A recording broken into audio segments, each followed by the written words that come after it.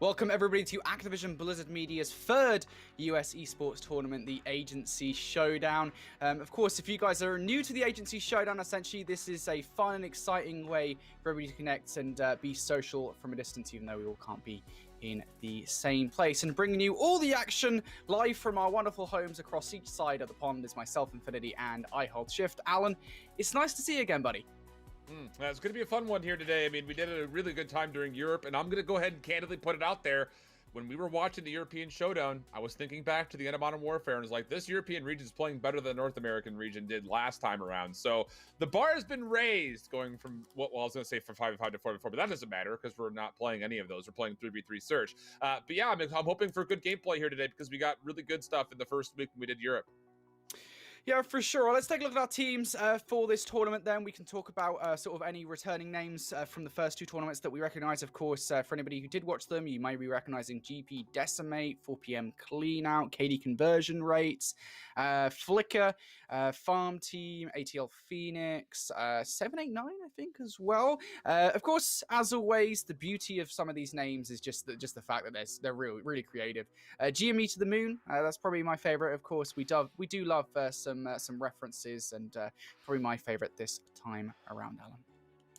Fire-breathing rubber duckies you didn't even mention. I'm actually kind of offended. Yeah, well, I ducks. I don't know. Just rubber duckies. Huge. I don't know. It is a good name. I can't defend that. It is a really good name from them there. Of course, Alan, why don't you talk everybody through the rules for this tournament for everybody at home? Yeah, like a single elimination style is going to be the whole format for this entirety of this bracket. We will be playing Search and Destroy over the course of all of the CDL maps that are currently in the rotation that the competitive amateurs and pros alike are playing. Of course, if you're not familiar with Search and Destroy, get a bomb that the offense has to plant, defense needs to defuse it. First to 6 wins, and I'm going to go ahead and say it. Again, disclaimer, because it didn't happen during Modern Warfare. We were better about it in Europe. If you're a team that's playing, remember it takes 5 seconds to plant. 7.5 seconds to defuse. Make sure you're leaving yourself enough time at the end of those rounds to get the objective either planted or defused, because that was a pretty big problem for some of our teams in the Modern Warfare instance of this. Yeah, I don't want to see anybody not leaving enough time today, right, guys? You all know it now. We've had 2 Agency Showdowns. You should be used to defusing the bomb at this point. Of course, as well, for everybody at home, you can keep your eyes on all of the action, even if you're not watching the stream. First of all, you should be watching the stream, and make sure you guys do subscribe to Activision Blizzard Media's YouTube channel, as well as making sure you ring the bell so you guys can get notifications of when you can see mine and Alan's beautiful faces every single day. And then, of course, you can follow at Active Blizz Media on Twitter as well. And then, of course, tweet about this with the hashtag Agency Showdown. Yeah, it's going to be a great few days of Call of Duty action. I am excited to get into it, Alan. It's going to be a fun time. Again, we're hoping that with returning players that, again, the competition is just getting better and better. There is the competitive meta that's currently happening when it comes to weapons, but we don't expect to see that whatsoever here. It really just comes down to, hey, whatever you're comfortable with, go ahead and bring it to the table. Because one of the things that we saw during the European Showcase was, yes, we still had a couple of individuals that did kind of pop off and steal the show. But let's be honest, those MVPs that we nominated in day one, none of them made it to the final day. So kind of hard to kind of rest your head on just one player, I think, is really what we're coming down to here. Yes. Teams of 3 will typically beat that one player. So I'm hoping that we do get some good collective team play overall for this 3v3, not just today, but of course also through the winter semis and grand finals and all that stuff as well.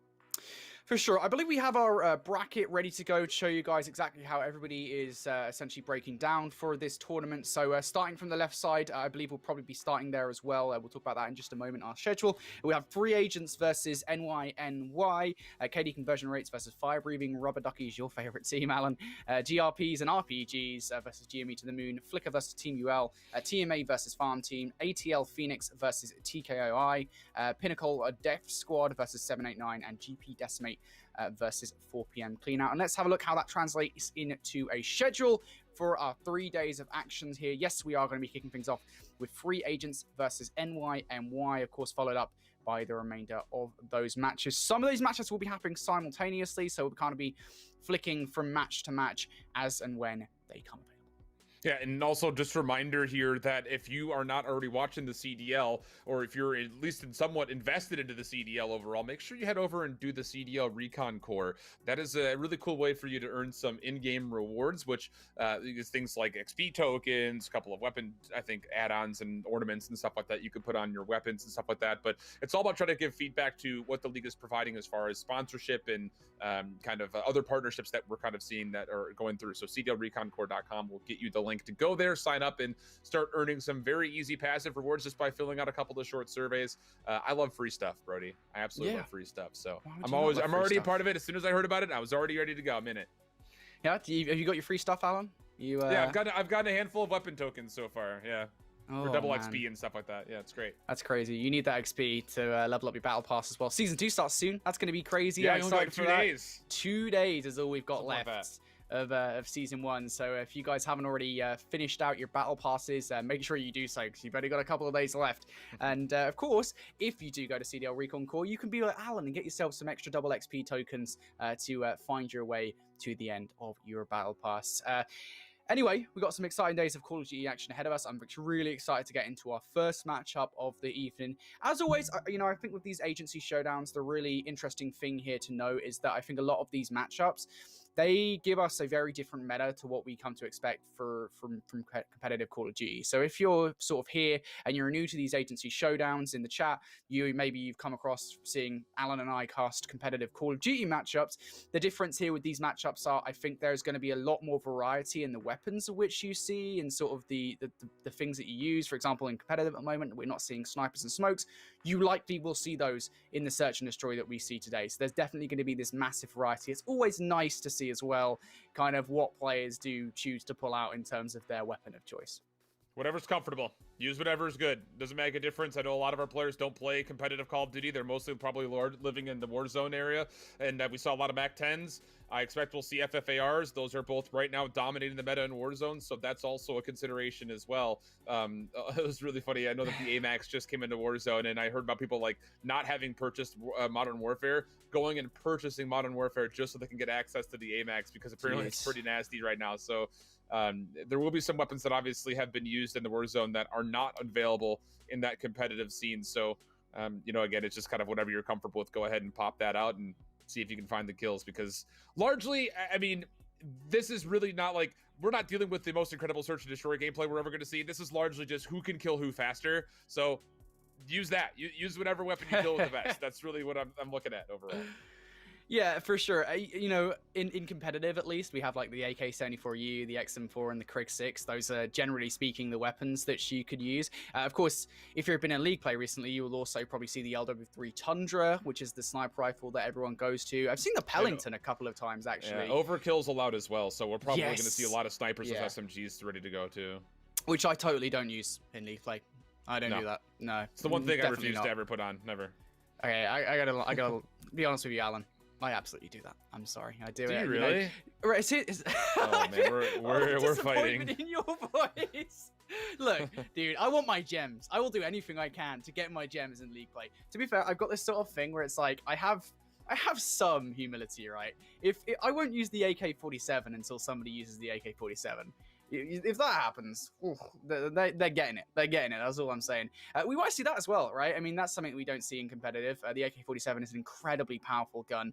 And I think a lot of people, at least in the UK agency showdown, they absolutely recognize that. Yeah. So we'll more likely than not see that today. I always find it interesting when you've got people like pulling out like the KSP and like the MAC-10 and stuff, both of which are, to be fair, viable weapons in the right hands.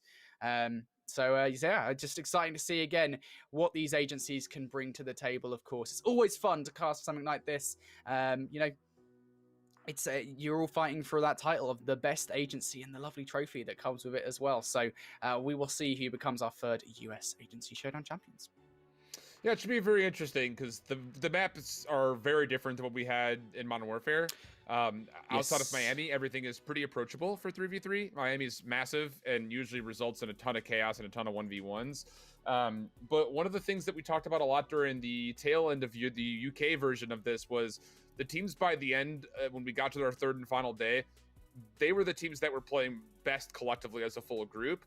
And again, it's just one of those things that you can individually be incredible, but how many times did we see that one really good player on a team go off and do their own thing, and they can't 1v3? Not in this game. So we're jumping on in. It's going to be Garrison for the first hard point, the first search and destroy. And any names catching your eye there, Brody, as far as some fun ones? Bushquill's catching mine currently.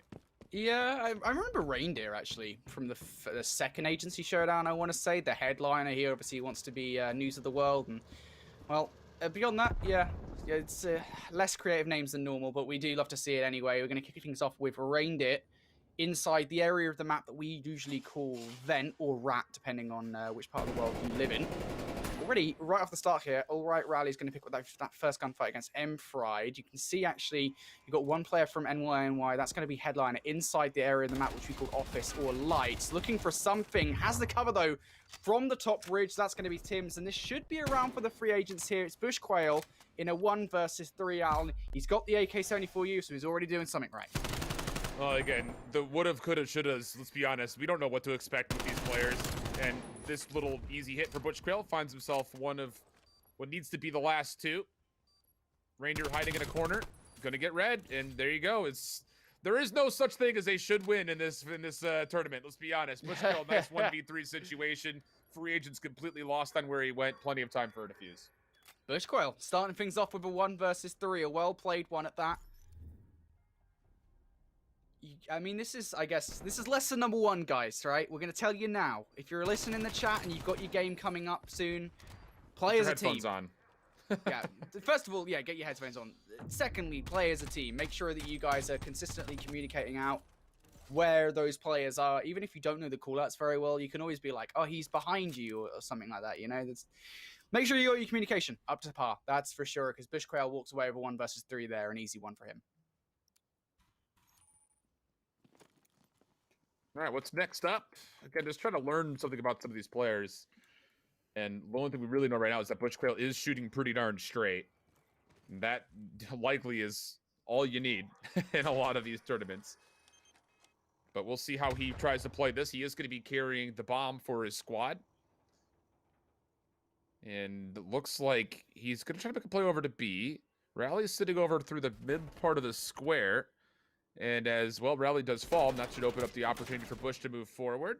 Tim's trying to contest, a couple of shots in, but he will be back down just a little bit, 3v2 situation still. Right, with the man advantage here, they also have control of the map. Got Ranger inside the area we call Bricks. Bush maybe having his eyes set on the A-bomb site, looking for that first gunfight. Reindeer gonna fall. And now it's Tim's in a 1 versus 3. Can they do what Bushquail did in the prior round? Maybe. Going for it. Not going to happen. Doesn't even get to aim in there. And NYNY walk away with round number 2, Alan. And this time they have the numbers to make it happen. Yeah, it's opening first blood. Like you talked about, this vent position is such a common one when we see it in the competitive scenes. And it's the reason why it's difficult to deal with. It gives you a nice little free line of sight. And the opening first blood is good enough to get the numbers to carry on in and eventually win that B bomb site. So, yeah, good stuff overall. 5 straight kills for Bushquail. Definitely looking like he can shoot straight. And again, that's sometimes enough in this tournament. And he is, like you mentioned, using a Krig 6, which is a pretty strong and quote-unquote meta weapon for a lot of reasons, especially in Search and Destroy. So we'll see if he can keep that up. And a reminder, streaks not allowed to be used. So please make sure that even if Bushquail does earn them, that he doesn't pop any, because we don't want to be dealing with any of that. We saw that a couple of times, actually, last tournament round. A couple of UAVs. Yeah, a couple of UAVs. I didn't do anything wrong. It's not me. It wasn't me who bought the UAV, but no UAV needed for M-Fried at this point as he opens up with a first blood. Reindeer kind of stuck between a rock and a hard place here. Should be headliner coming from behind. Yes, and it is. And now it's All Right Rally. Gonna play that 1 versus 3. I'm not sure what he actually just destroyed there. It might have been a jammer, maybe. It's now All Right Rally in a 1 versus 3. Gets the first gunfight. That's good. And given that NYNY are relatively separated here, could make this one work. But Bushquail's there. Ends up winning the 1 versus 1. And NYNY continuing their strong start here, Alan. I'm going to have a really hard time not calling them NYSL. Just because of how often we say those things. Oh man, that's funny. Yeah, but really good stuff overall. It's just we're starting to see a bit of a skill gap, and this is what we kind of largely look for when we're trying to find MVP candidates. And again, it is Bushquail just shooting straight, looking really solid while he's on the way, and he's looking like raid boss right now through these first 3 rounds for NYNY.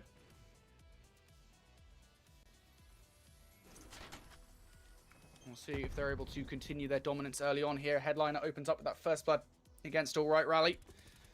Free agents now. I mean, they lose another player. Tim's goes down. It's all down to Reindeer. What can he do? It's off-season for the Reindeer at the moment. Looking for the 1 versus 3. No, not in practice. As NYNY just continue to do what they've done for the first few rounds here, Alan. They just look good. Yeah. And remember, this is a best-of-3 situation, yes. So even if this map for some reason does continue on this same track, you'll have an opportunity to maybe find a different venue in your favor. Garrison can be a little bit tricky on Search and Destroy at all levels. But Headliner and Bushquail are absolutely destroying this entire lobby. Mfried is just kind of happy to be here. He hasn't really needed to do too much. He's just 1 and 2. So it's kind of just a race for who's going to get the highest amount of kills between Headliner and Bushquail at the moment. I mean, that's the race, isn't it, at the moment? You can see Headliner putting down that piece of equipment. Again, I'm not entirely sure actually what it is since I don't use that equipment. I think it might be a jammer. Yeah, it is a jammer. Okay, I was just making sure. So that's essentially going to block out the mini-map of free agents as and when they get around this lights or office area, depending on what you call it.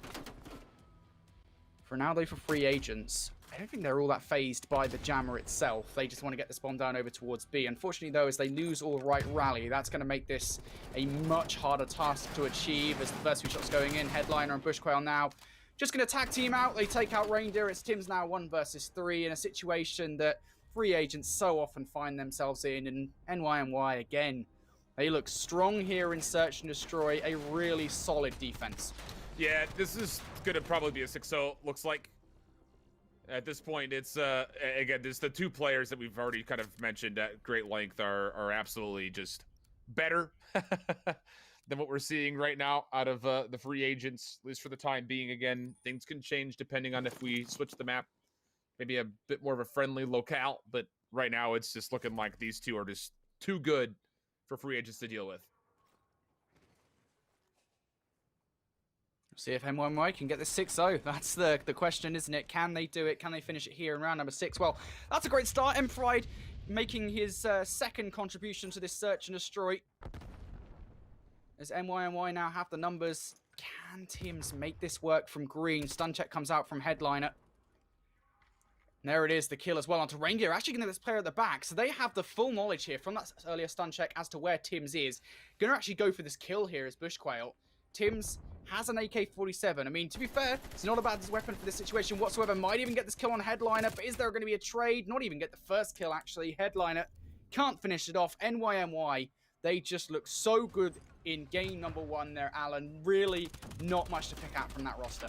Nope, not at all. I mean, Mfried, he still finished well. I mean, he just didn't have to do much because Headliner and Bush were just doing everything for him. So kind of happy to be here as Mfried in a clean 6-0 to start things off. And, you know, one of the things that we talked about during the UK showcase was the fact that in the first couple of days, we expect to see some tallies like this. Again, I believe the matchups are randomly selected. But still, it's just the fact that we typically see teams that are just better than the others just early on in these opening days. That wasn't largely like the case during UK. There were a couple of instances like that. And there were, I think, every map shows a 2-0 except for maybe 1.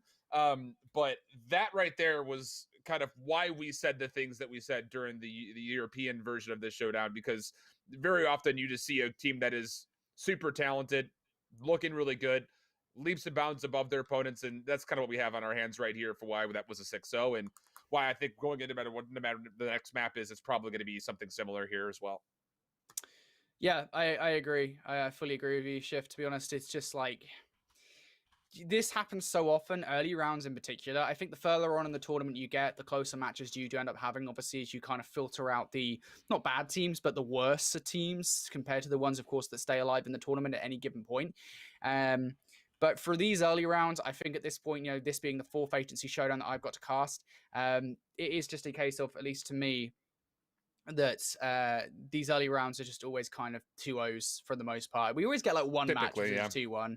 Yeah, typically we get like one match which goes game 3, and even then that's kind of a shock because I think most of the search and destroys themselves, very rarely do they actually go to beyond like a round 9 or a round 10. Like they are normally not close S&Ds whatsoever. So this is kind of to be expected as we get through further out the day. Let's not count free agents out just yet, though. Of course, I mean, if I've learned anything from casting Call of Duty over the years, it's that you should never count a team out, even when they get absolutely plundered in a game at all. So we'll see. Free agents, I don't want to count you out just yet. All you got to do is start stepping up your communication a little bit and making sure you get those opening picks, because at the moment you're getting rattled. A little bit. We'll get into map number 2. It's going to be on Checkmate. I would say, I think, between both Garrison and Checkmate, 2 of the more difficult search and destroys in the traditional competitive 4v4. I'm not really going to go too deep into that analysis because, let's be honest, we're not looking at the top level competitive gameplay here, not just because it's 3v3. And for the side of free agents, it's down to the B site, looks like to be for their opening approach. There is no defensive pressure here initially. And every second that goes by that NYNY don't see anything, you would hope that they're able to kind of change their attention back over to that B site, but Bushkill does find first blood underneath the plane. I believe he knows that there's a second player nearby, and he will back away and allow his teammates to start making their play forward.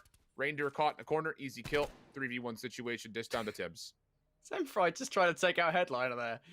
So he's eager to get these gunfights in. Tim's now 1 versus 3.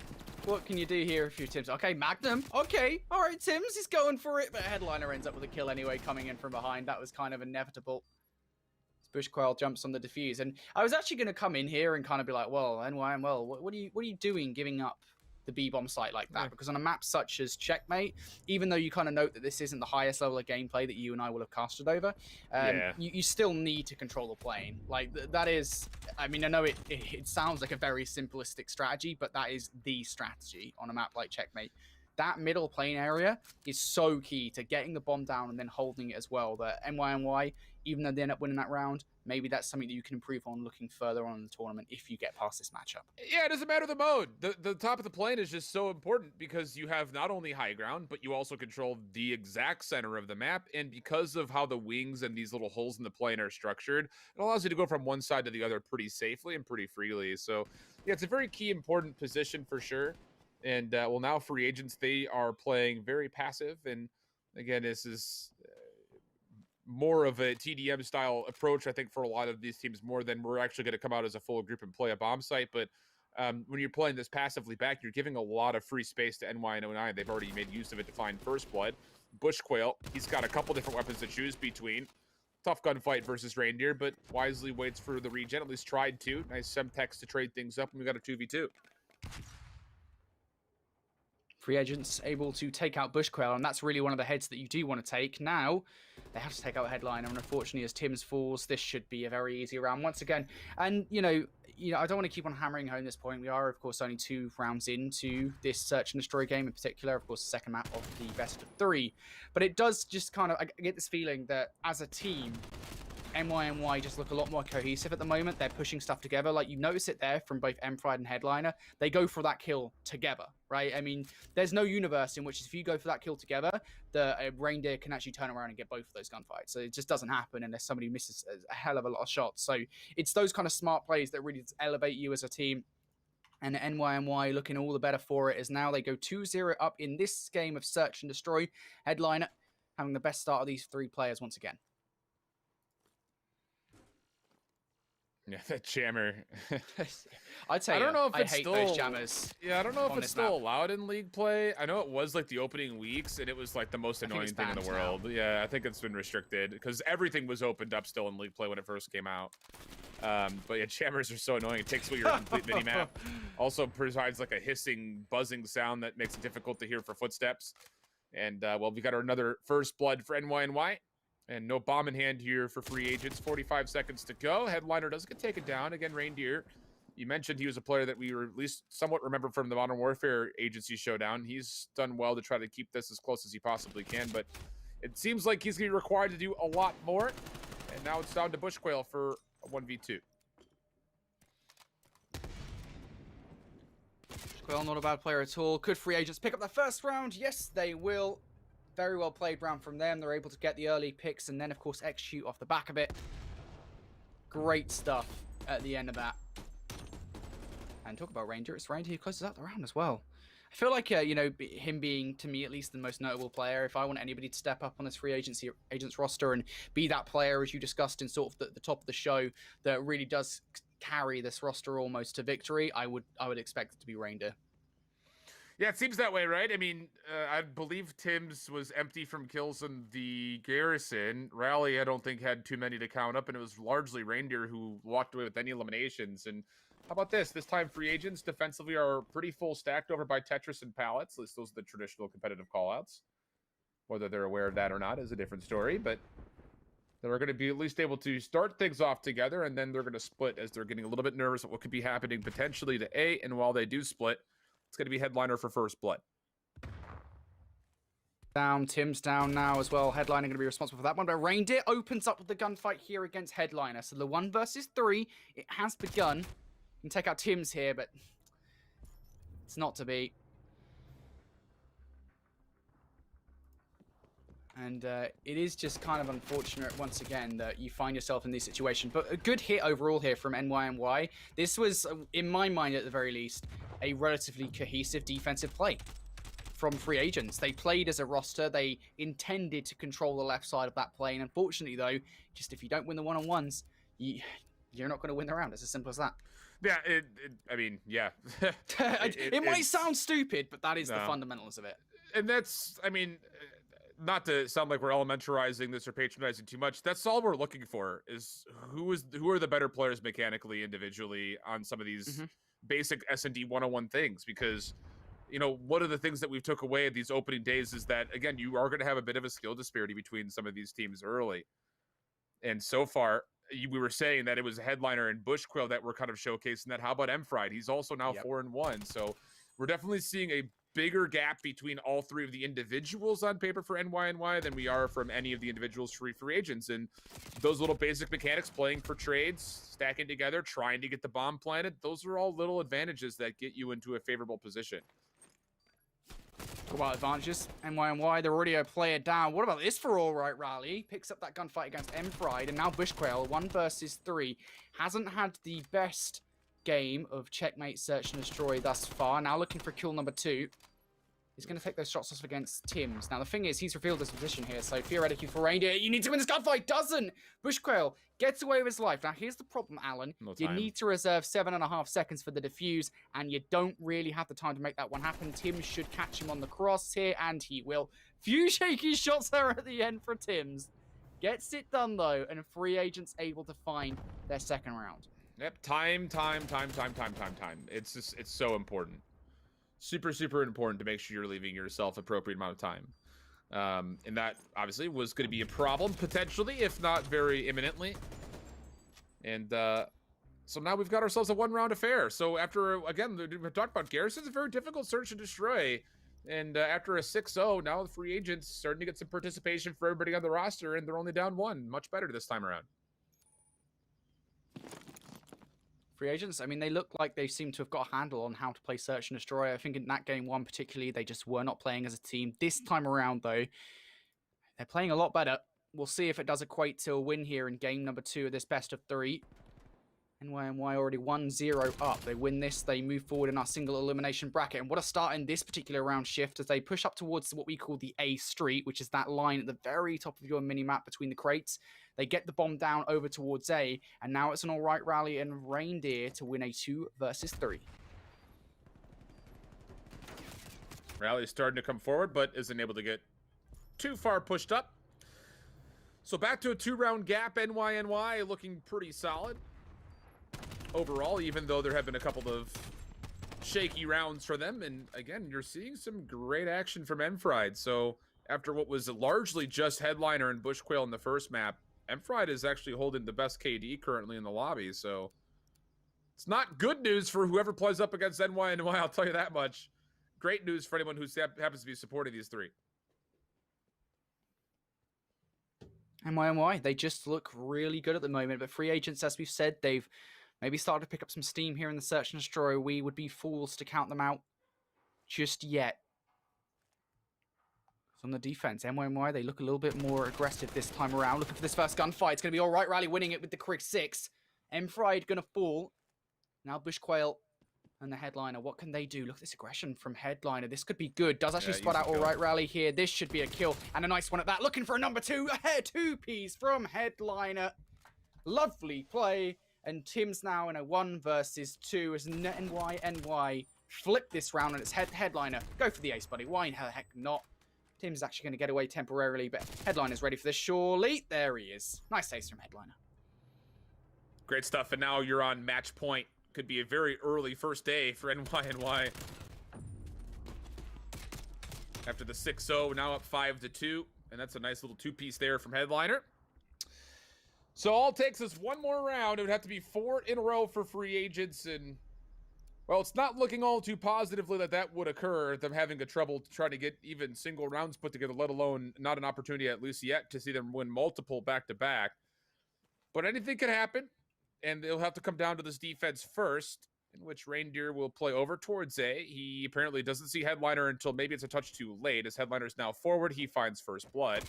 And he's also seen the second, not going to find the kill. The trade should be there. Bushquail coming around is being very cautious about this.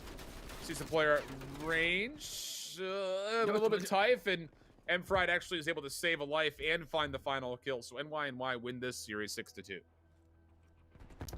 Well. 6-2. I mean, free agents, they definitely show some life there in that particular best of 3. But M-Fried showing up in game 2, actually. You know, normally we kind of see it's happened a couple of times in the agency showdown where a certain player, maybe in comparison, sorry, what is English today? In comparison to the other players on the roster, that normally they just aren't as good per se. But M-Fried, I think, just proving at least my brain wrong after game 1 that he certainly showed up in game number 2 and had a great performance again alongside Headliner. And right out of the gate, Alan, we've got a team in NYNY that look super good. Yeah, again, we always do this as I always do this. Brody might be shaking his head when I do this. So I always like to try to find early favorites. And well, when you've got all 3 players playing well, NYNY could very well be one of those teams. So definitely a team to keep an eye on as we move forward. And not a team that I would even go and say like, oh, this person could be MVP, because all 3 players, like you just mentioned, played evenly, at least largely through the second map. It wasn't required for the first one it came to be, but all 3 players are looking really good. So definitely a collective squad to watch out for if you have to face them in the bracket, as they do, of course, move on into the winners round 2 matchup that they will play, I believe, tomorrow.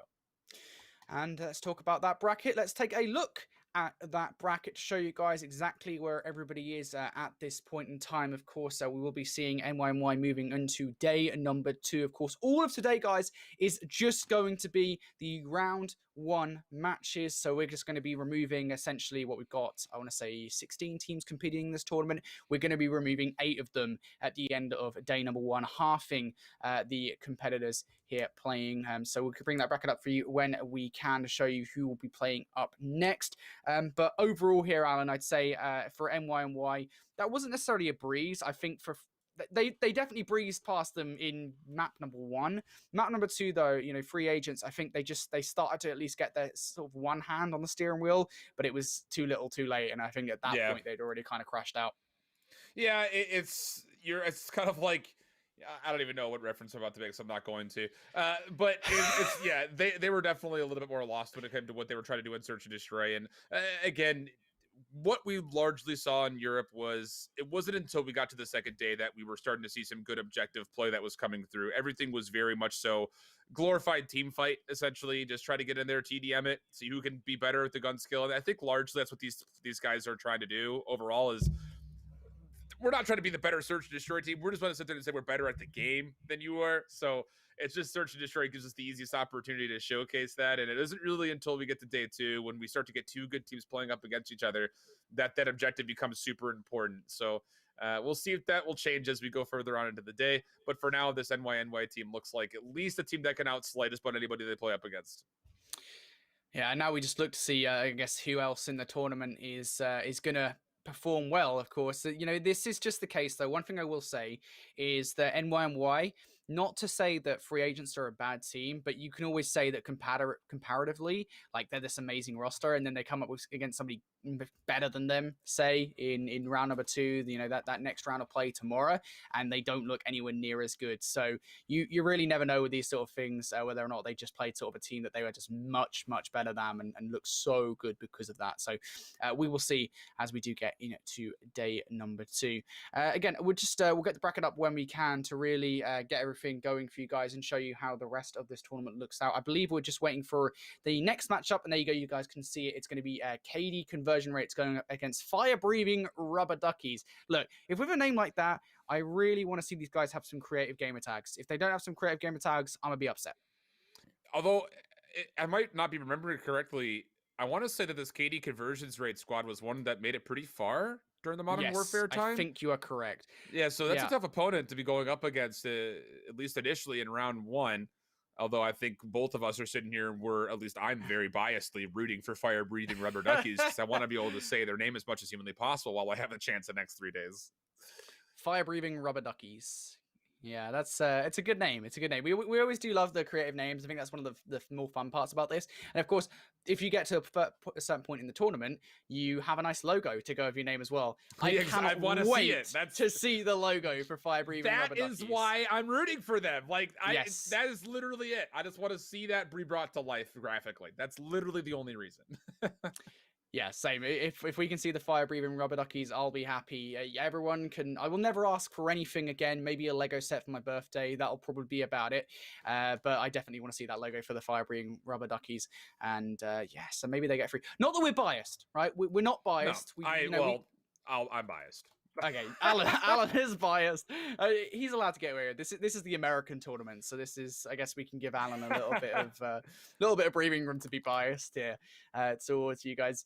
Yeah, it feels weird. We talked about the UK agency showdown. We were talking about how we had some real competitive games over there in the UK agency showdown. I want to see competitive games here in the third US agency showdown. Right? We talked about the fact that this first day of games is pretty much always going to be people just running through their opponents. I don't want to see that, guys. I want to see game 3s. I want to see round 11 search and destroys all throughout the day. Some really close matchups. Maybe I'm asking for too much. I don't know, but we'll see. On a positive note, Alan, game number 1, we did not see anybody try to go for a defuse with less than 7.5 seconds on the clock. So, not go for a defuse at all and having the 7.5 seconds to get it. I mean, the bomb was rarely planted as well. So that's something to kind of keep in mind. But again, that's why I just encourage everyone out there just to kind of take away the mode of search and destroy. These are just gunfights. Essentially what we're looking for throughout a lot of the opening day. I know during the Modern Warfare, we did actually play the gunfight mode. And I think that was probably the best way to kind of get these players and teams a chance to kind of square up against each other for fun. But of course, that's not a custom lobby option right now for Cold War. So we're still getting some pretty unique loadouts. And it looks like we're having some lobby issues overall for this next series between KD conversion rates and things of that nature. So maybe we have the chance we can either look somewhere else, or if there's other matches going on, maybe it's appropriate for us to take a small break. I believe there is like a simultaneous match going on at the moment. If I remember correctly, looking back at the schedule, I believe that we do have 2 matches essentially going on. Here you go. So yes, so there is actually supposed to be 2 matches going on at the same time here with KD conversion rates versus fire-breathing rubber duckies and GRPs and RPGs versus GME to the moon. So we do have 2 matches going on simultaneously, and then the same thing will be going on half an hour later at 6 p.m. Eastern time, and then again the same thing after that at 6:30 p.m. Eastern time. So we're on schedule at the moment. Again, though, we're just waiting for these guys to get in the lobby, and we should have some Call of Duty to show you guys. Wouldn't that just be fine and dandy? I don't know about you, Alan, but I'm loving Search and Destroy at the moment in Black Ops Cold War. I think I've spent more time playing this game over the last few days simply because of the fact that League Play exists than I have done for the past few months. I've been really enjoying it, loading into these lobbies and these hardpoint Search and Destroys and controls. For Search and Destroy specifically, I've already said I'm a scumbag. I do use Law Breaker, and so I've been enjoying Search and Destroy. That is probably the reason why I've been enjoying it, because I've just been sniping falls off headies, and people still keep on challenging me. I'm not really sure why, but it is what it is. Have you been playing much League Play, Alan? Yeah, I got into a league play the other day on a Miami Search and Destroy against 4 mouse and keyboard players that were running 4 snipers and 4 SMGs overkill. So that was my last game of the evening. But yeah, no, I've been playing a bunch here and there when I have the time to. It's been a pretty fun experience. Currently sitting in Elite, loving that. I mean, it's better than I expected, but Yes. I've been putting in some work. So hey, can't be too surprised, I suppose. Yeah, I mean, I got placed in Elite. I think of now this. I just got my placement game again for the 3rd or 4th now. I think it is set of matches, and yeah, I got Elite again. I was really disappointed actually because I got Master the very first time around, and now I'm just sort of like sitting here in Elite, and I'm just like, well, you know, I'd like to be in the top 2% of players. I know I'm not, but I'd really like to be in the top 2% of players. So yeah, but you know, if anyone ever, you know, if the reason I'm doing this tournament here, right, is just to see if I can get new league play mates. You know, I just want to see the best players come out. They can help me on league play because, you know, some players are really good here in this tournament. And one player that I remember from the KD conversion rates, actually, I think I remember all of them. I want to say, obviously, KD conversion rates are a returning team, but I specifically remember Ice Badger and Jabo being pretty good players. I won't lie, I do not recall, but here we are. I mean, we didn't get a chance to. I mean, it was 3 days. 3 days out of 365. My memory is not what it used to be, anyways. Oh, but on the other don't be so side, harsh the on Sage yourself. Freak, it's just, I'm old, man. I'm almost 33. My mind is going. It's just, I'm okay. I'm at peace with it. Anyway, moving on to more positive things to talk about. J-Boat in a 1 versus 3. Well, that's not positive at all, is it really? I should say the fire-breathing rubber duckies are in a 3 versus 1. Just got to take out J-Boat to take round number 1, and it's a flawless start to the game here on Garrison Search and Destroy for the fire-breathing rubber duckies. And I know that there was a lobby restart, I believe. I don't know if this 1-1 is an accurate tally of where they currently are in the overall match count. Hopefully our admins can give us a quick clear up on that, because last we heard that it was in round 6 and then the lobby had crashed. So can't give you a full read as far as what exactly the current map score is, but Ben Buckets finding 3 kills definitely look like one of those guys to keep an eye on. Good start for Ben Buckets. It's going to be an ending of the game. I'm not entirely sure exactly why. Me neither. Oh, okay. So apparently one of the teams doesn't have classes. I'm unsure if that's because they didn't set classes or because their classes have disappeared. Yeah, there was that weird bug that happened like when League Play was introduced, that your custom game lobbies, your custom game classes would sometimes disappear on you. So maybe that was the case. Maybe. Yeah, I've got no idea what the score is, no idea what's happening. We're just happy to be here, I guess. Alan, what did you have for dinner? Oh no, you haven't had dinner yet. I haven't had dinner yet. No, it's only 5:30. I keep on forgetting. I'm not like you. I don't eat dinner at 5 o'clock in the evening. Dude, I usually eat closer to like 9 if I'm being honest. Okay, so I'm still, you know, I'm a pretty young guy. I'm 21 years old. I still live with my parents, right? They're pretty old. So believe it or not, fun fact about me, and this is a fun fact that I always bring out. It's like my party trick, is the fact that my mum was like the oldest mum in Britain at one point. It's crazy. Yeah, I remember you telling me this. Yeah. She's like, I think it was like 55 or 56 when she had me. It's crazy. Anyway, so yeah, so they're pretty old and they like to have dinner at like 5 p.m.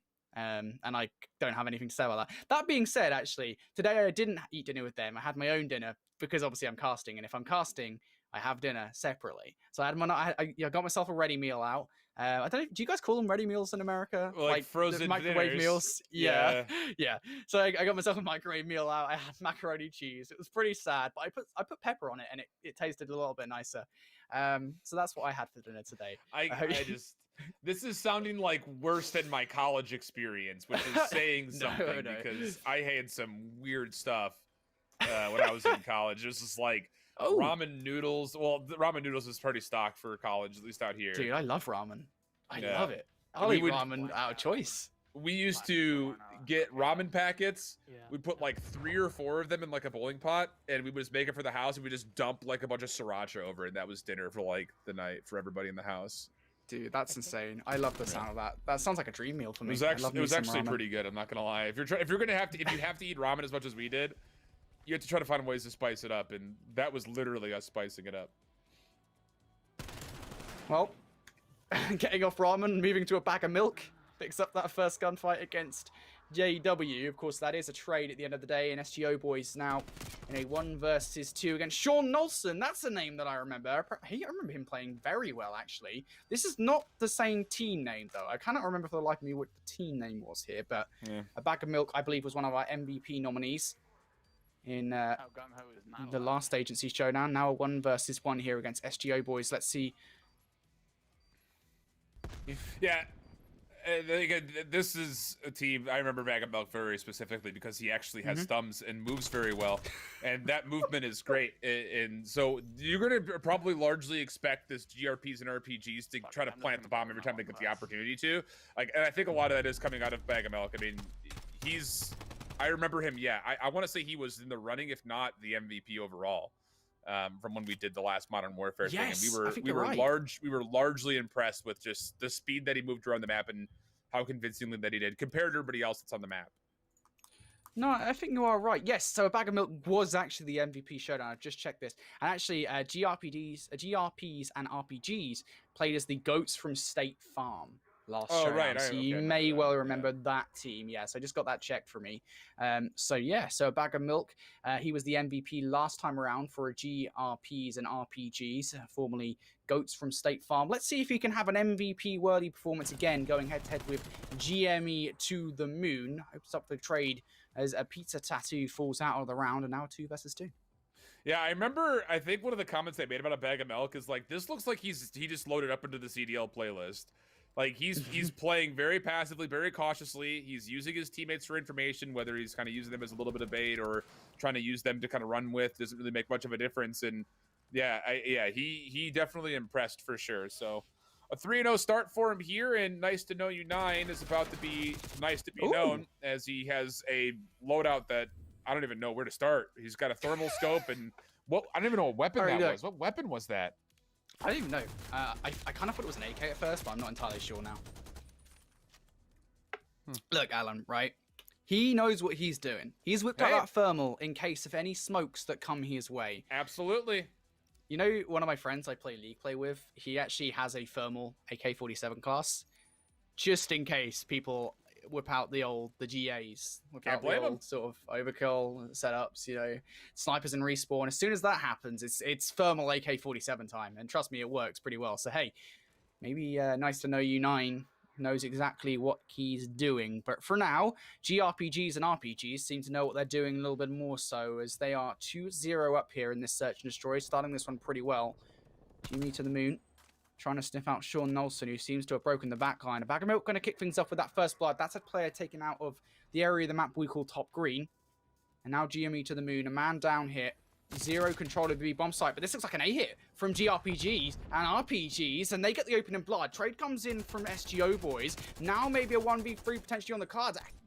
JW has an area of the bomb site. Unfortunately, it is not to be. And GRPGs and RPGs. This is a name that I'm gonna continue to fluff up. I just know it for a fact. They do get the rounds. You're doing it a lot more than I would. I would just be saying GRPs. Like, I'm gonna. The letters are too similar for me to hang out with. I'm not gonna lie to you. So I'm just gonna be doing one or the other personally, because I will slip up. I had a hard time differentiating between Higher and Wester the other day when we were doing North America, because both teams ended with an R at the end of their name.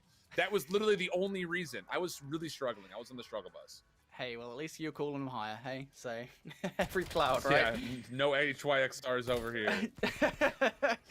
Opening blood's covered in for GRPGs and RPGs. I'm calling it anyway. It's Nice to Know You 9 and 1 versus 3. It's the XM4 Thermal. What a class this is. I mean, to be fair, he's on the right track.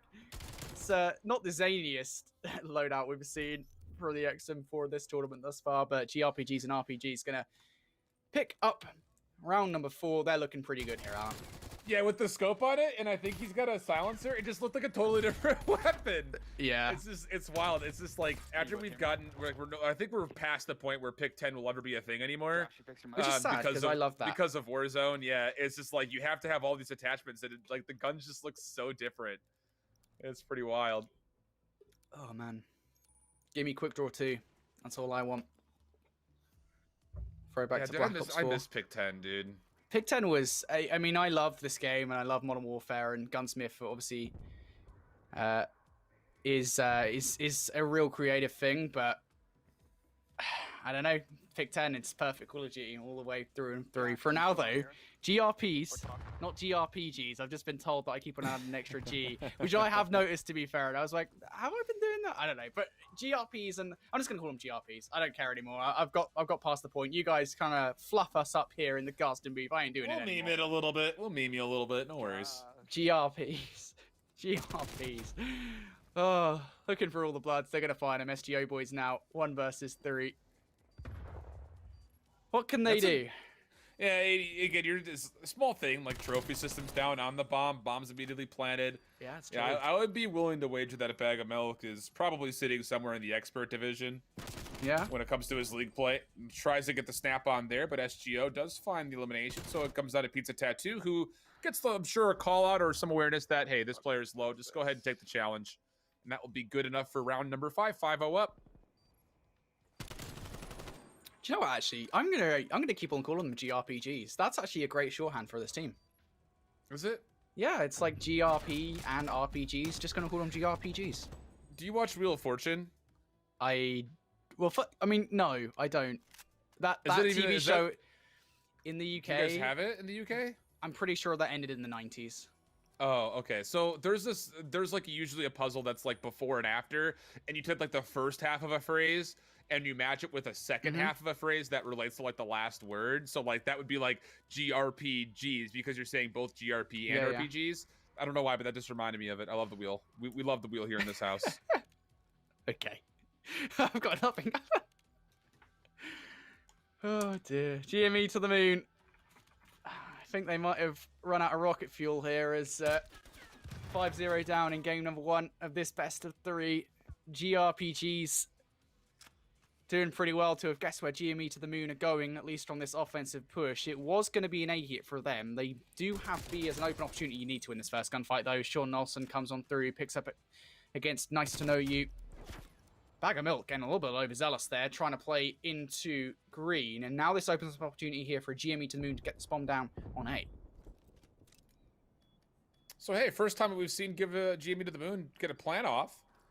2v2 situation, and Milk is dead, so maybe there's an opportunity for them to get their first round on the board here. Although, to be fair, Sean is also in a pretty solid position as far as his KD is concerned, so it's going to be him to a 1v2. Moving pretty far around. There is no jump up there, friend. You just got to go straight over. And as he comes in, he will get a stun check. Sees one player in the corner. JW's over the top of the box nearby. Gets the kill. Plenty of time for the defuse. So, yeah. So here's a better example of the before and after. It's like the puzzle would be, it's tis the season tickets. So it's tis the season and season tickets. That's how before and after. Or like, it's a beautiful life jacket. You know what I mean? Like, do you see what I mean when I'm talking? Yeah. That's what a before and after puzzle is. I think you gotta watch a new TV show, to be honest, Alan. No, there's the reason why the show's been on for like 30 plus years. It's incredible. It's every night on the weekday. It's Wheel of Fortune, straight to Jeopardy. It's the way it goes. Okay. My 7 o'clock hour. That's what it is. My 7 o'clock hour. Dude, when I just can't miss it. Christ, dude. I don't even know. I got nothing. I just American television, right, folks? Hey, you know, this is where you make a joke about the fact that I'm British and I got absolutely I was about to say, like, you are preaching to the wrong choir right here. You're dealing with a bunch of North Americans that are probably like, we love the wheel and Jeopardy. Yeah, this is. I love how last was it 2 weeks ago when we did the UK agency showdown. I was not the one feeling left out here, and now I'm the Brit. I was the one left out. Yeah. Yeah, I'm the Brit who. What was it? Was it Turkish Delight? That was one of the cultural references that apparently I didn't know was a British thing, and I found out afterwards. Allegedly, it is a British thing. Well, you also had to explain me what Bojo's lasagna was related to as well. Oh my god. Yeah. Yeah. No team name is ever gonna beat Bojo's lasagna. Didn't they go on to win? I don't remember. I'm not gonna lie. I'm like that. I think they went on to win. I think they Bojo's did. lasagna, FTW. What a team that was! And you know, they ate pretty good. They ate their lasagna whole for that win in the UK agency showdown. But 1-0 up does GRPGs. I'm not calling the whole name anymore. That's what you guys get. If you guys go any further to the tournaments, all the way to the finals, I maybe will call your name, but that's about it. GRPGs, they go 6-0 against GME to the moon in game number 1. And they do end up going 1-0 in the series. Remember, guys, all of the matches here across the board, apart from our finals, will be best of 3.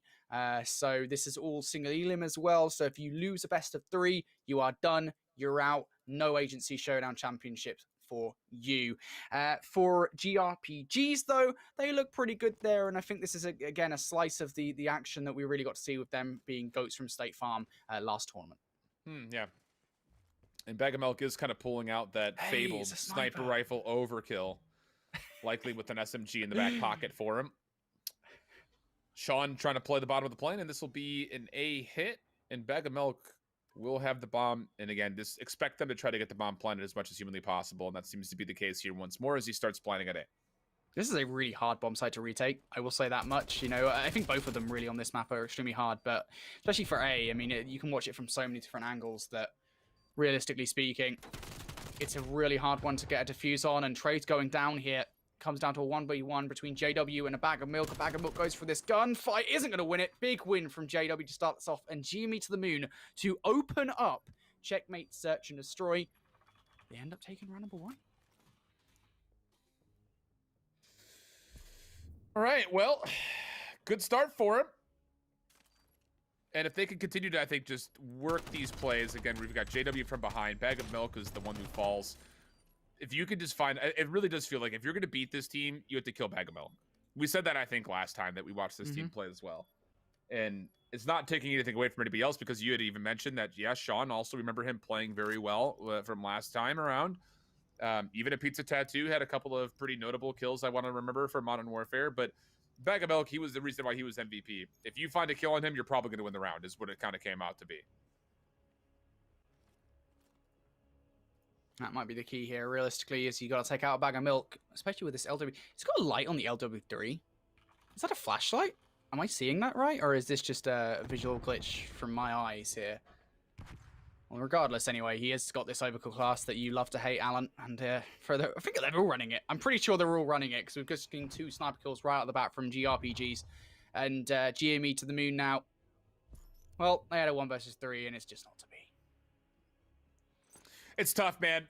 I don't have an answer for all the sniper rifles that are currently infesting league play. It's just there is no downside to running it, because you can just pull out an SMG and you're good to go. I suppose the one downside, I suppose, I mean, I wouldn't call it an outright downside, but the one downside in air quotes, obviously you can't see me doing the air quotes in them, but the downside, I guess, is that you can't use Gunfighter, would be it. Of course, that in itself is also GA'd. For all those people at home who don't understand what we mean by GA, in a competitive rule set, there are additional bans, in air quotes, that some players work with to what they believe, you know, improve the gameplay that they're playing in. And some items are just not allowed. So that's what we mean when we say GAs. But we'll see. We'll see. Sniper, I agree with you for the most part, though, Alan. I do think that there is very few downsides, if any at all, to running that Lawbreaker overkill. Yeah, no reason not to. That's why Sean I do it. in a weird spot. He's got 3 kills, but he does get tagged up, has to back away, and he actually finds himself right into Nice to Know You, who does fall. I wonder if Nice to Know You 9 is like a huge Incubus fan. If so, I think me and him could be friends. Wait, a huge what? An Incubus fan. Do you know who Incubus is? No. Oh my... Dude, someone get Brittany on the horn. I need a new co-caster immediately. There's no way you don't know who Incubus is. I've got literally not a Scooby what you were talking about. Oh my goodness. And he said not a Scooby, dude. I'm lost. Right, explain the reference then, Alan. I know you want to. Is a musical artist from the late 90s, early 2000s. How am I supposed to know that? You'd probably, if you don't recognize like 3 of the best Incubus songs of all times, one of which is Nice to Know You, I think we have problems. We need to get on the horn and fix this. Guarantee you that is an extremely obscure reference. No, it is not. There's no way that Incubus is an obscure reference. I refuse it. No. Can't you just reference somebody like Rihanna, or just, you know? Oh my god. Who else? CeeLo Green. I don't know. No way you go from not knowing Incubus to saying Rihanna and CeeLo Green. What? Oh man. I'm so confused right now. Oh, tell you who else is confused, Alan. See, SGO boys just had his head taken off by Bag of Milk. Now it's going to be nice to know you. Nice to know you. Bag of Milk takes him down. Nice trade from them there. We're gonna have to have like a listening party next time we play COD together, and we'll just listen to all of Morning View, just from start to finish, which is an album by Incubus. Before you even ask. Okay. Well, I was about to ask, like, is that relevant, or is that a CeeLo Green album I just wasn't aware of? Yeah. I mean, to be fair, it should tell you a lot about my music taste. That my music taste is generally speaking limited to I listen to Bastille and Imagine Dragons, and that has been the case since like I was like 11. I've lost complete composure. I don't listen to music. What do you want from me? I genuinely, if you asked me to identify like the songs from like the charts at the moment, I wouldn't be able to tell you. I wouldn't have a clue. I don't listen to music generally. That's wild to me. I just can't believe it, honestly. I don't know. Oh man, one of my favorite pastimes in casting of you is just to absolutely ruin any of your references. Like, yeah, dude, I just can't. Like, I just live in like the '90s, early 2000s references, and all my pop culture references is completely lost. Not just on you, but like even getting visions to try to respond to some are difficult. I'll like hit like some like this hot one-liner off of like a movie quote, and I won't even get a reaction and be like, do you have any idea what I'm talking about? Like, no, it's wild. Well, back to the game, I suppose. GME to the moon. 3-1 down in game number 2. Of course, they got 6-0. They got smoked in game number 1. So this is an important one for them, of course, the single elimination bracket.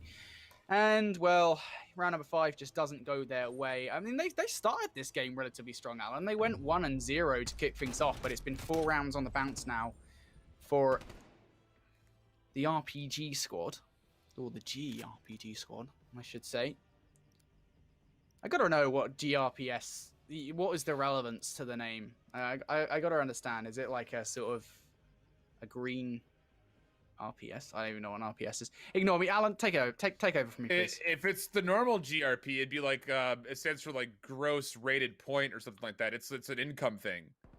That's true. Yeah. So I don't know if that's the correct. It's gross. Correct. It's gross something point. I don't know what the R, if it's rated or rating or ranked or something like that, but it's a financial thing. I'm pretty sure. So this is why it's good to co-cast with you, Alan, because you bring the smarts. I know things. I know things. You know sometimes things. You know lots of rubbish references and stuff about money. True. So we technically have like a financial battle here, if that's the case. Yes. We got GRPs and we got GME. I actually didn't buy into any GME stock. I did get into I got into AMC a little bit, hit the high of it, and it was weird because I was like I saw what was happening, and I was like, shoot, like I got to get in on this because it's going to blow up because the internet is full of sheep. And I got the Robinhood app, which is the only app that I could find to get like instant verification of you, and when I was trying to buy AMC at the open of the market, I wasn't able to buy any until it was already like halfway up its rise. So I didn't cash out nearly as badly as I could have. Dang, dude, that's rough. But it's okay. We still made some money. Yeah, you still made the bag. Not a full bag, about like a quarter. Not a full bag, like a small bag. Small, like a handbag, like a fanny pack of a bag. Yeah. Anyway. Back to round number 7 here. This could well be the last round here for GRPs and RPGs. There may be some hope here, though, Alan. From the horizon is coming JW047. On the flank, looks for number 1. Reloads before entering into the battle against a bag of milk. That will surely be his own downfall as he goes for the gunfight against Sean Nelson. Sean Nelson returns fire by taking his head off, and a bag of milk puts the lid on game number 2 in our first best of 3, or first best of 3 between these two teams, as it's going to be GRPs and RPGs. I said it right this time, guys. Going 2-0. And now we're going back into KD conversion rates versus the fire-breathing rubber duckies. And this is still map 1, I believe. So a couple of lobby issues, I believe we're restarting completely fresh. But how about Mangonge 17 and Ben Buckets 6-1 and 6-2 doing all the work here for FB Rubber Duckies? Why does Mangonge sound like it should be a banned word? Just like I don't know. Anyway, Ben Buckets has been banned per se from the round here, as KD conversion rates look like they're going to start strongly, at least on the cast, as they are 4-0 down, but this could well be their last round. So Sage Freak, though, the FFAR, this is a strong weapon if it's in the right hands. Unfortunately, not strong enough in that particular one-on-one with a player over towards Lights. Ice Badger, I believe, ends the round. Yeah, we jump in and send some energy over to our team in Blue's way here. Again, not a great start for them, but that was a very convincing round. All 3 players getting involved. All 3 players, I believe, also surviving. So KD conversion rates in a pretty strong spot overall to maybe try to get this back into their favor. And again, it's just, is it the question of, do you just have to kill Manganj and Ben Buckets every single round? I mean, one of the 2 maybe is all you need. And you want to talk about Warzone meta? How about this? The Sage Freak FFAR fully kitted out. It's dominating the Warzone scene right now. I have to imagine that it's one of the reasons why we're going to be seeing it here in this week's games. Got Ben Buckets with the AK-47 as well, so we're seeing metas all around here for the fire-breathing rubber duckies. And from the start of this Search and Destroy, Alan, it looks like you may well get your wish to see the fire-breathing rubber duckies fire logo. They're starting this extremely strong, but J-Bo has something to say about that. He's going to take the head off Ben Buckets, and it's going to make this a 2 versus 2 scenario. Now, the good thing here for KD conversion rates is, and realistically for fire-breathing rubber duckies, is the fact that the players are so far split up that if one player does fall, there is not going to be a trade of the kills, and it does work out there in the favor of the fire-breathing rubber duckies as they win their respective one-on-one engagements and go 5-1 up here in S&D. Yeah, looking pretty solid overall. It's going to be difficult, I think, to assume that what we've seen so far, just coming into this game late, that KD conversion rates will be able to win 4 rounds in a row just to tie it, let alone 5 in a row to win the map. Yeah, it'll be interesting, I think, to see if they can try to make something happen, start to swing a couple of rounds together. But KD conversion rates are on the offense, and they're having a tough time deciding what exactly they want to do here as they start to make their way over through ammunition. You got Ben Buckets up top with Manganj, and there's First Blood. That's the bomb carrier also down. Trying to take shots up top. J-Bo is able to find 1, if not a touch lucky with how he found it, but the trade will be there, and it will now be a 1v1. Ben Buckets going up against Ice Badger. 1v1 to finish this game of Search and Destroy. Ben Buckets, can he do it? Ice Badger up top, the best performing player at the moment for KD conversion rate. I don't believe Ice Badger has a Scooby as to where Ben Buckets is at the moment. That being said, I don't think Ben Buckets has any knowledge as to where Ice Badger is either. Now, the thing is, if Ice Badger has a headset on at the moment, or at least has his TV/monitor volume cranked up, he may well have heard Ben Buckets there on the slide. Sliding in this game creates a monumental amount of noise. But I don't think he knows at all. Is there some, like, it's like an origin of, like, where not having a Scooby comes from? No, I don't think so. I think it's just a phrase. I really hope there's no negative connotations to that phrase. I have no idea. I've never heard of it before, so... Okay, I'm going to search it right now. Ben Buckets wins the 1v1. It's a game for fire-breathing rubber duckies, and if there is some negative connotations to the phrase that I've used twice in the past 10 minutes, I really do apologize. I can't imagine... Sorry. I mean, again, I don't know. I'm not trying to, like, toot my own horn here, but I'm pretty in tune with, like, what the pop culture sounds like these days and the young North American generation. I've never heard that before, so I imagine at large, a lot of our audience is probably thinking the same thing. It is legitimately based on... Because you know Scooby-Doo? Sure, like, absolutely.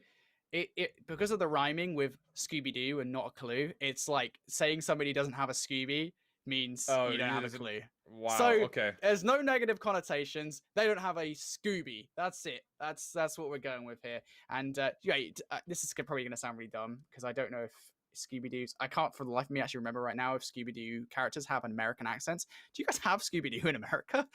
Yes, it is 100% an American cartoon first and foremost. I just don't even know. This is a really kind of interesting fun fact. There was a course that I almost signed up for in college that was the legend. It was literally, it was like the name of the course was like Scooby-Doo, an American icon, because in literature, overall, like in media and literature, Scooby-Doo is the only protagonist that exists in pop culture that is rooted for because he is a coward. That's crazy. Yeah, This it is was a college course? Yeah, one of my roommates took it. He signed up for it because he was an English major, and he was like, "Dude, this course is actually so interesting." I almost went in and like sat in at a couple of his classes because I was so curious about it. Yeah, because if you think about it, like in normal literature, the protagonist is always like a hero, but that's not the case. Like Scooby Doo is literally the biggest coward in like literature, and He's like, funny though. yeah. So it was like a whole thing about like yeah. It was supposed. I guess it was pretty cool. I don't know. Mandron just takes down Ben Buckets for reasons that we do not know in the spawn, which will now leave him to try to clean up everybody else on the map. And he has done well to make it now to a 1v1. Really long range scope here from Floyd QB3. Semtex gets tossed out, does connect but doesn't get the kill. Gotta reload this weapon, Floyd, please. I don't have OCD, but this is definitely messing with me right now, the fact that Floyd does not reload this weapon. He's going to get involved in a 1 versus 1, and because he hasn't reloaded, he's not going to win the gunfight unless you hit every single shot. Like, please, Floyd. Please. Reload the weapon. I'm not asking for much. I just want you to reload the gun. Well, you'll be waiting for that fear for a moment. He's just going to hide behind this box, and he's looking right at this yellow container, which is where Mangonj is coming from. But again, not a lot of shots in. That will be the end of him. So Mangonj will take care of his teammate in spawn and then 1v2 clutch up for the defuse. And fire-breathing Rugged Rockies, after winning their first map, are off to a good start here in the second. It's good stuff for Mangonj. Mangonj? Mangonj? Mangonj? I've been going Gonj. Mangonj? Where's Floyd gone there? Yeah, and he's just turned around. He's like, yeah, well, I'm gonna die anyway, so may as well just turn around and look away from that gunfight. Yeah, Mangonj. That's going to be a tough one to say as well. I don't know why I can't. I'm really struggling with the English language recently. I don't know what's going on. I keep on tripping up with my words. Tough language, to be fair. Tough language. It is. Yeah, it is. It's, you know, absolutely one of the tough languages. If only it wasn't my first language, then I'd probably have an excuse. But it is my first language and my only language as well. I will say I'm not bilingual. Or is it bilingual? Multilingual? Bilingual if you could speak two. Multi if you speak more than two. But what if you're saying you can't? Is it? You're monolinguistic. Okay, all right, Alan. This is why we love having you here. Well, I mean, mono is bombs. like it means one, right? It's like yes, monochromatic is it's all from one color tone. So I think monolinguistic would probably be what you would say. I don't know. Well, fire-breathing rubber duckies not making this a monotonous round of search and destroy as they find themselves in a 3 versus 1. Floyd dead to rights. I love that from them there. They just hunt players down pretty consistently. Really awesome search and destroy round from them. All right, well, Ben Buckets. I was going to make a reference to a basketball player here in the States, but I'll pass because you would be lost completely. I wouldn't have an idea. Any idea as to... I know basketball players. Stephen A. Smith was a basketball player, right? Did he play? I have no idea. I'm guessing here. He's just really funny. I do like Stephen A. Smith. But so Jimmy Butler is a basketball player here in the United States, and his nickname is Jimmy Buckets. Okay. So that's where I was going to go with that. You could make the reference. Everyone at home would get it. I just wouldn't. Maybe. He was on the Bulls for a while. Again, I'm from Chicago, so. Okay, that makes sense. Yeah. I'll act like I know that the Chicago Bulls are a team. Anyway, moving on. Sage Freak 1 versus 3. Put some shots in, but they're going absolutely nowhere. KD conversion rate's able to win around here in search and destroy. A little more competitive, though, I think is kind of my takeaway. That's kind of the whole thing. You know, J-Pose is a pretty solid attempt here, and as he gets to get a double kill, it's looking a little bit more sturdy overall. So, I mean, it's one of those things that we kind of asked the question in that last matchup, you know, would they be able to kind of string together rounds? That still exists in my mind. You still need to see this KD conversion rates team put together a couple of rounds in a row. But again, the fact that you're not down big early is good news. And you're also looking at the kills overall, and for a KD conversion rate, you're feeling pretty solid for J-Bo and Ice Badger, who've gotten a couple of early kills.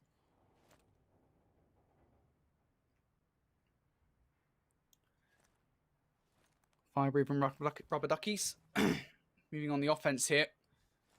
He's taking Bomb to a rather unconventional route. Now, I'm unsure whether Ice Badger is aware of this. I believe he will be now. Jabo will have called that out. Ice Badger is surely going to react to this information being given as Mangonj coming from behind. Mangonj actually outplays Ice Badger there on that one-on-one. And now Jabo has to take them out coming from behind. His fire-breathing rubber duckies want to take out the earth from underneath them. They do it well. And now Floyd a 1 versus 3. Opens up with a first kill. Has both of these players coming at him sooner or later, though, and Mangon just going to be able to finish up the round. Good round overall there from Fire Breathing Rubber Duckies. I really like those kind of plays where it's methodical, they knew what they were doing, and it's those kind of plays that can really separate the best teams from the better teams in a tournament like this. Yeah. And I'll say this much, and again, I'm no expert when it comes down to playing Call of Duty at the top levels, but do you feel like watching some of these players that their sensitivities are just too high?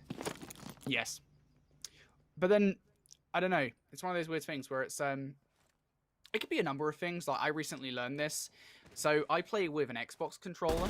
I actually switched relatively recently from a PlayStation 4 controller to an Xbox controller. And, I had to change a few settings to really make it so that I just wouldn't like spin. Oh, lovely play from Ben Buckets, by the way, coming in from behind with the FFAR. That completely shuts down this round for KD conversion rates, to be honest, unless Ice Badger can come out with the ice here. But we'll see. I'll resume my conversation about the controller settings in just a second. But Ice Badger here in a 1 versus 2. The good news here for Ice Bucket, or Ice Badger. Ice Badger. Yeah, Ben Buckets, Ice Badger, it all just molds into one.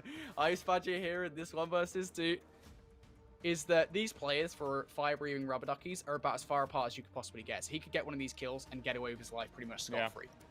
That's very true. This comes down to, can he get one of these kills? Nope. The answer will be no. Sage able to hold the corner, gets blessed with the run through, and now all of a sudden FB or D in a pretty solid position up 4-1. Yeah, no, the only reason why I asked about the, like the sensitivity question is that's one of the things that I had noticed about one of my friends that, like, yes, she'd always, she was just like always like an RPG player, like played like Metroid and, you know, all of those games, and picked up COD, and her sensitivity was like so high in her controller, like she didn't stand a chance. And it's like, just take it down, just play 5.5, like 0.9, and you're good to go. And yep.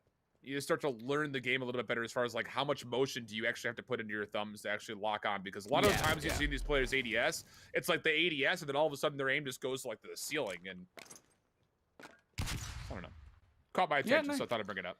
No, I think you're right too. You know, it does come down to sort of, like I said, what controller you use, and if you use controller at all. Really, there is a lot of different variations that people don't. I don't think they put enough thought in actually into their settings. If they could tweak a few things, they could improve their gameplay tenfold. I very recently changed, I think, my aim response curve type, I think it's called, and my aim assist settings, and like my game completely changed. Like I was just snapping on people in league play, of course. So, yeah, these guys could definitely improve their settings, and yeah, I think you're right. You know, it is one of those finicky things. But for fire-breathing rubber duckies for the Sage Freak, I think we see it there, actually. It's like a player who is quite clearly overcompensating for the sort of the aim assist that he's put on, and it just goes too wide on the shot. Yeah, I don't know, it's interesting. I don't know. I feel like there's like these little tips might help some of these players more than anything else. Well, to be honest. Yeah, I feel like we've handed them out pretty tastefully over the last few agency Showdown, right? I think like if you make a mistake, we're not going to rag on you for it, but we will definitely call out what you could do better in that particular situation. Because I think, you know, for tournaments like these, for people who for the most part are just going to be sitting there playing Call of Duty for fun, you don't realize, I think, how much potential you have to actually improve your Call of Duty game.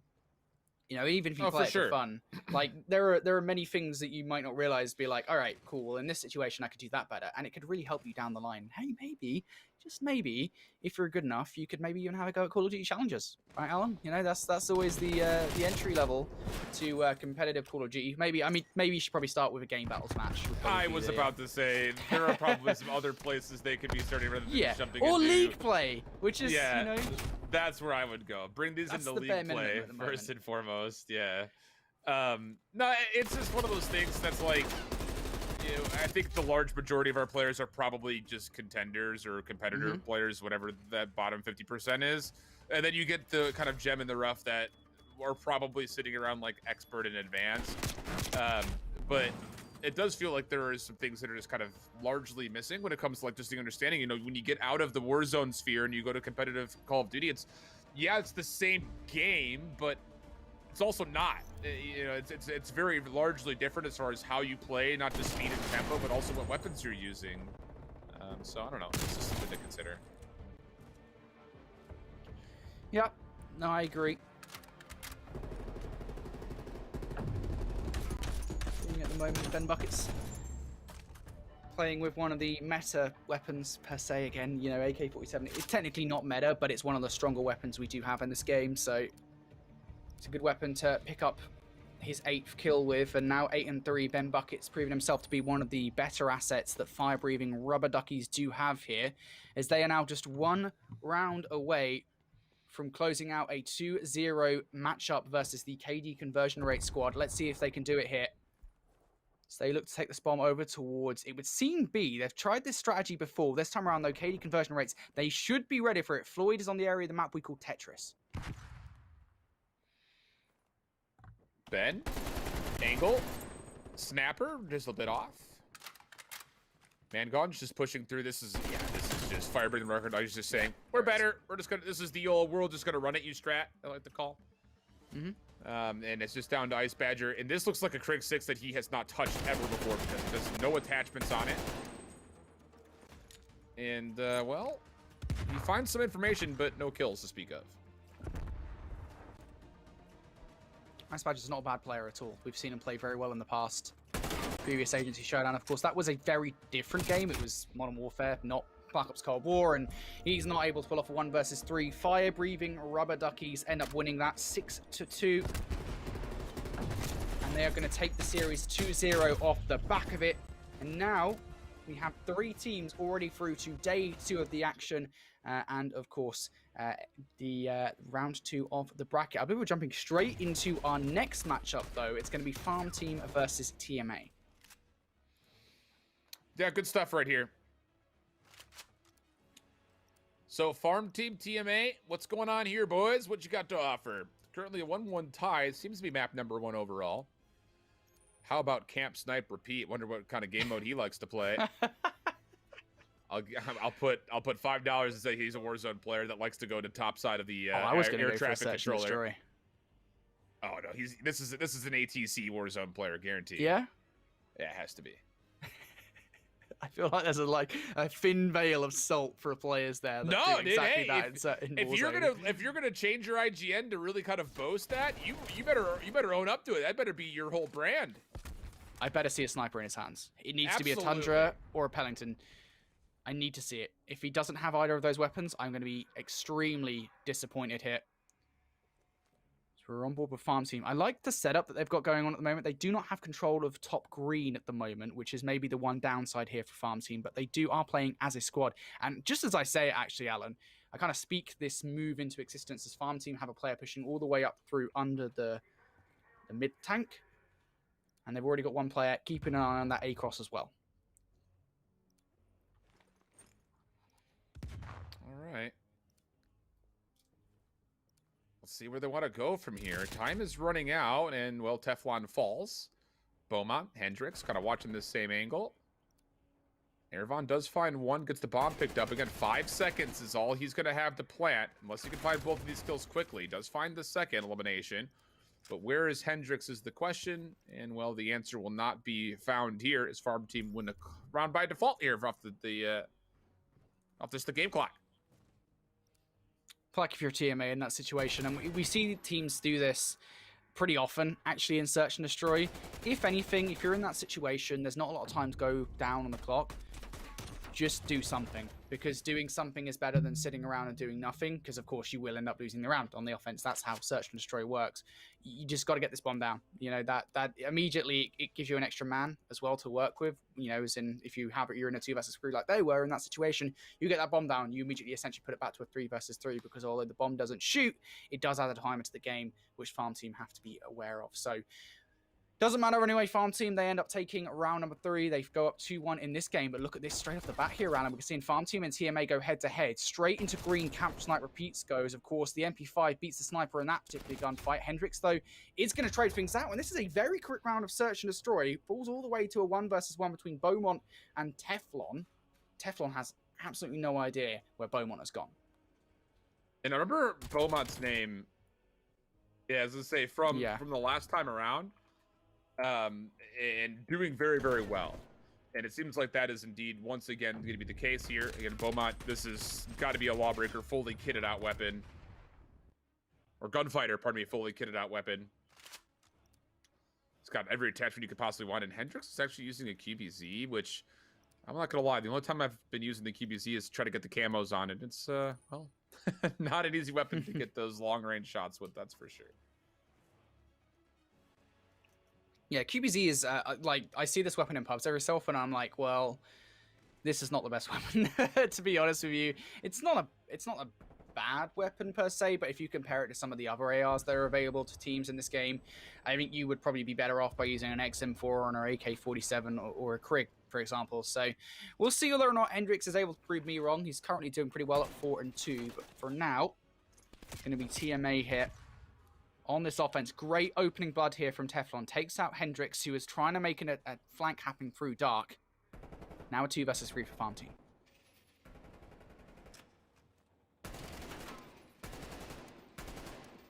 Interesting reticle here for Odd Socks.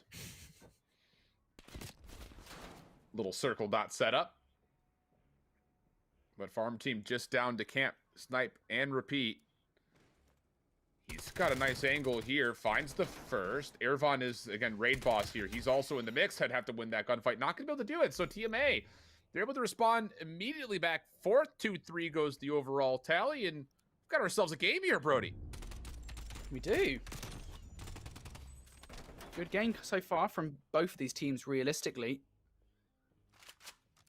They're not making too many mistakes overall. I think other than some early round mistakes where maybe they were on the offense, TMA, and they didn't really push hard enough. I think both of these teams right now are doing a good job of sort of reading the map and realizing kind of what they have to do to open up the play. But we'll see now whether or not farm team on the offense can open up the play quickly, as TMA only send 1 player over towards B. Now, this could work out in TMA's favor if they do push into green. Unfortunately for them, they've kind of stacked all their cards on the wrong site here, as now Ervon is going to fall. That gives full control of this B site to farm team. Now, Hendrix, you don't have the bomb, buddy. You can't plant if you don't have the bomb. It's actually going to be Beaumont with it. Camp snipe repeat. Please. No way! Gets stuck with an 8 from Teflon. Lovely Semtex from him. Good trade coming in from Hendrix, though, and now a 1 versus 2 here for Odd Socks. Yeah, that's so tough. Semtex is about to clip a couple pieces of environment, and instead it sticks to you. Odd Socks 1v2 situation, and a bomb defuse will be required. Semtex is going to be denied by a trophy. See that right there in the vent?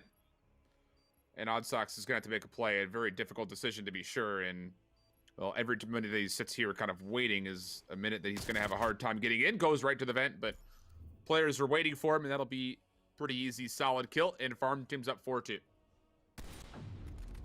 It's a very tough situation to find yourself if you're in a 1 versus 2 there. Camp snipe repeat opens up with the snipe. We do love to see that, don't we? Farm team now continue their comfortable 2-round lead against TMA, although I would say this is the closest game of Search and Destroy we've seen so far. Maybe not so much in the overall count of the rounds, but at the very least, it is close, I think, in the way that these two teams are playing the Search and Destroy. So we'll see whether or not TMA are able to close the gap now as we go into round number 7. They're on the offense, and I love this aggression from farm team. Straight away, Hendrix goes into vent/rat. He can get some good map control inside. That would be huge. As Beaumont opens up the first kill against Ervon, Oddsox falls to Hendrix. Teflon now a 1 versus 2. Of course, because he threw the early utility, they will have some idea as to where he is. Teflon needs to clear this space before he can do really anything, though, and Hendrix is kind of watching it, and he just gets good timing there. Yeah, there's really not a play available for Teflon except for trying to clear out that dark hall. Difficult position to be in because you are literally backed up against the corner of the map, but if he finds a kill into Hendrix, maybe there's an opportunity to open up the map a little bit more, but unfortunately the timing was not great, And with that, it's going to be map point here for Farm Team in this map number 1. Farm Team look pretty good to close this one out. TMA, though, they've proved themselves to be a tenacious squad from those 2 rounds that they did end up winning. If Oddstocks can step things up, currently 0-7, maybe TMA do have an easier go of things here against Farm Team.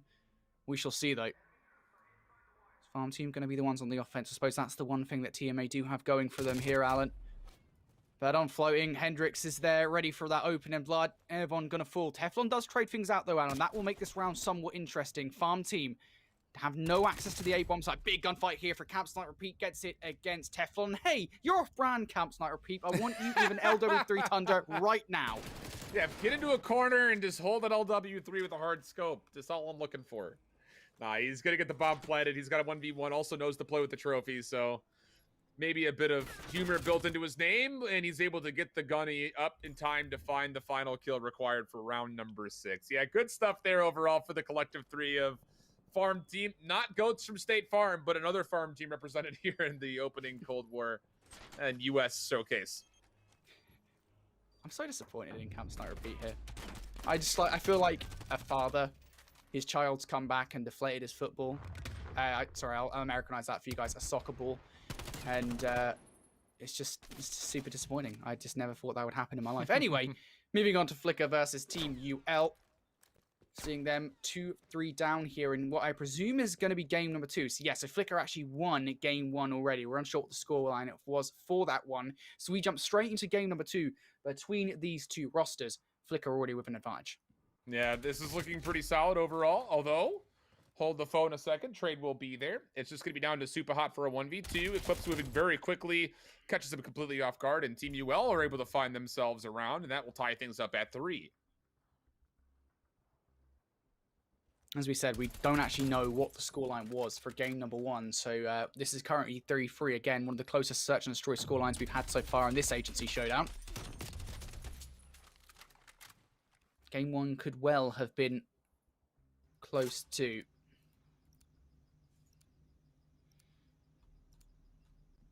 Could start from Eclipse 6. I love that name as well. It sounds like you know when you get these names that roll off the tongue, Eclipse 6. It sounds like a really nice name. So props to that guy for not trying to roll us off. I remember Flicker actually from the first agency showdown as well. They had some cool names. Chet McSteel, which is a name that you absolutely loved, if I remember correctly.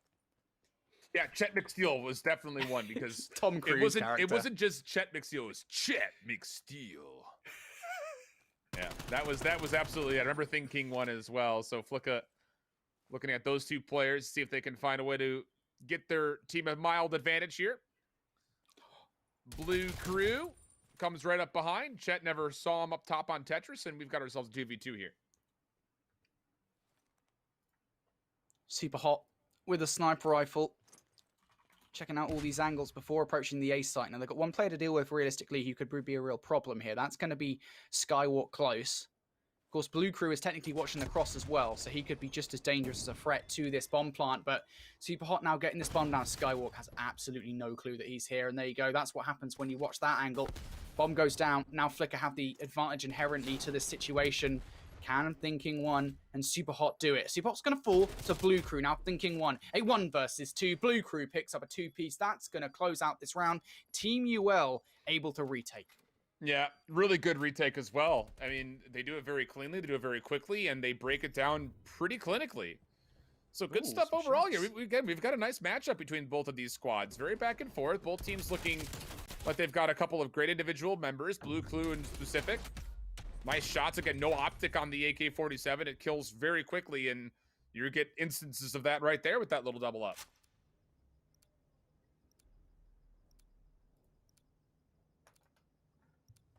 Well, Team UL, remember guys, they're 1-0 down in this best of 3. We could well have our first game 3 of this tournament on our hands here in our 5th matchup of the 8 that we have for you guys in day number 1.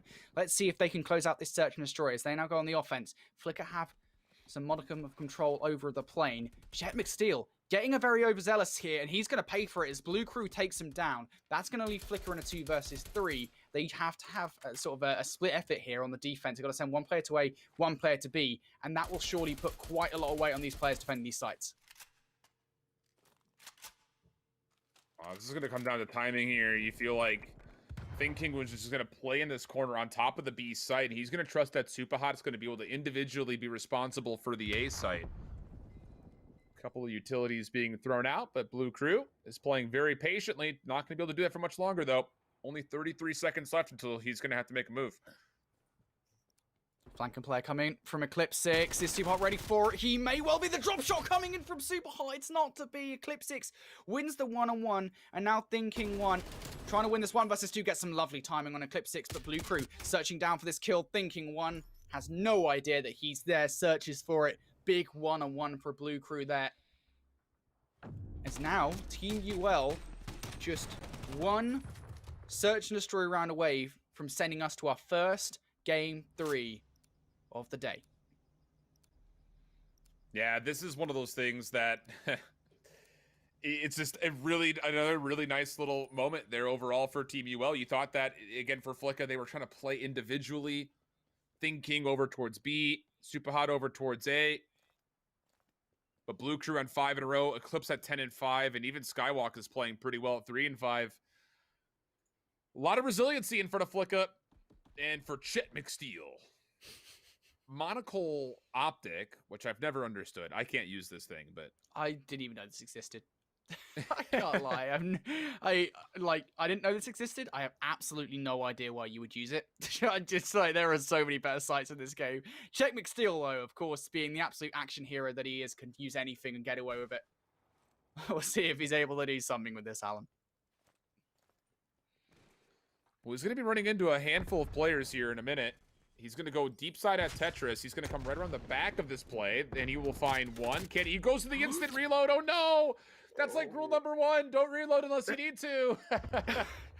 That's Call of Duty reloading right there. Anybody who has played a Call of Duty ever will be well aware of the fact that you have this sort of, this real urge to reload straight after winning a gunfight. And unfortunately, that just comes back to bite Jet McSteel there as Flicker, with 15 seconds on the clock, you guys have bomb. Please get it down somewhere. Please at least try. Superhot goes for the first 3 shots. Big gunfight against Skywalk is going to win it. Now you need to get this bomb down. There's going to have to be 5 seconds for it. It's not going to happen. Eclipse 6 gets the gunfight. Thinking 1 doesn't really have the time to dilly-dally. Goes straight for the fight, but it's too late. Team UL, they end up winning that round. What a play at the end there. This 1 versus 2, and this is the play right here from Eclipse 6. Actually pre-aims the bomb site. Superhot, I think, gets unfortunate cameraing. Of course, we don't get to see their FOV. And it's going to be a game 3 in that matchup. Is that a game 3 then? Oh, okay, wonderful. All right, so we're going to have our first game 3 of the evening. And now we've got game 2 here, with TMA currently up 2-1 in this map, but down in the overall series. Hendricks and Beaumont, again, largely you're looking at them to have solid performances, but Camp Sniper Pete did showcase that he's very talented as well. Spam shots, Hendricks gets the kill. Ervon cannot actually contest this bomb plant, so it's going to be a 3v2 and a defuse required here for TMA.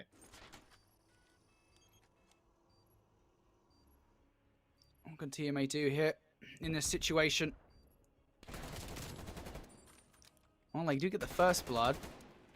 2 versus 3 is now more than possible, but 25 seconds left on the clock. You kind of have to make this move quickly. And Ervon actually picks up his 2nd kill of the round now. Can he get the ace here? It's Camp Snipe Repeat, throwing utility left, right, and center. Gets the kills. There it is. Farm team able to win the round. I think he actually got the Semtex kill here initially. I don't know if I actually missed that for a second. I was very confused as to how he got it. I think he got the Semtex kill on the first, and then got the 2nd kill with that AK-74U.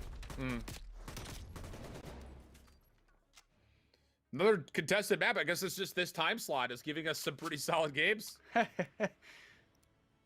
Good stuff right now for Teflon and Ervon at 4 and 2 respectively. 3 and 3 on the other side for Hendricks and Camp Snipe Repeat. Odd Socks and Beaumont still trying to get up to that same level, although to be fair, Odd Socks has only been a part of 3 engagements thus far. And now it's going to be on to Hendricks to be one of the first defensive players forward. Teflon with the bomb, making a play over into B. And everything will come to a pause as everyone just kind of waits to see if they can get a first blood just by luck of waiting. Oh, good shots from Ervon to take out Hendricks for that first blood that you were just talking about, Alan. TMA, whether or not they realize it, they have full control of this B site. And of course, you know, as we've discussed at length, there's a nice snipe from Camp Snipe Repeat. as we've discussed at length, if you get this bomb down on B, it's an incredibly hard site to retake. That's why it's so important to get control of the plane, regardless of really what game mode you're on checkmate. Big gunfights for Odd Sots to take over towards A Street, though. Camp Sniper repeat. Smells blood in the water. This bomb now goes down at B. Gonna have to start swirling on the player. Goes for the shots against Odd Sox, gets them. And now a 2 versus 1. Teflon has to defend this bomb site from 2 different angles. Does get the first. How quickly does he react to Camp Sniper repeat coming from behind? No way! He throws a Semtex against the player and blows himself up. That is so unfortunate. I believe he actually went into the site there trying to throw the Semtex, and unfortunately just kind of reacted almost instantaneously when he saw the player. You're going to see it here again. Yoy! Oh. That's a panic throw right there. we've all been there. It's the definition of like, oh shoot, I gotta put my gun up, and then you forget that you threw the nade in the first place to pull your gun up. It's tough. 3-2 now for TM8. They got 5 and 3 for each Teflon and Irvon. Still looking for Beaumont's first kill. Camp Sniper Pete, though, has been a shining star for Farm Team. See if he can continue to be so to try to get them back to a 3-3 tie.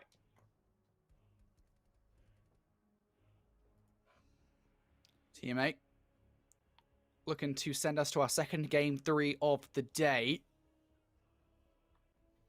Farm Team on the offense. Now, again, they don't realize it just yet, but they do have some model control over the B site, and there it goes as Avon going to take out Hendrix. Teflon now in control of B. So 2 versus 3 here, Alan, for Farm Team. They have to find an advantage somewhere. Yeah. And Camp is going to see a couple players, goes to the sniper rifle. Bang. No, misses. And Irvon will punish, finds the immediate kill.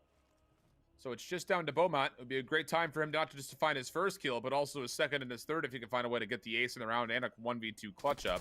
Also needs to get the bomb. Teflon has seen him. Beaumont, bomb in hand.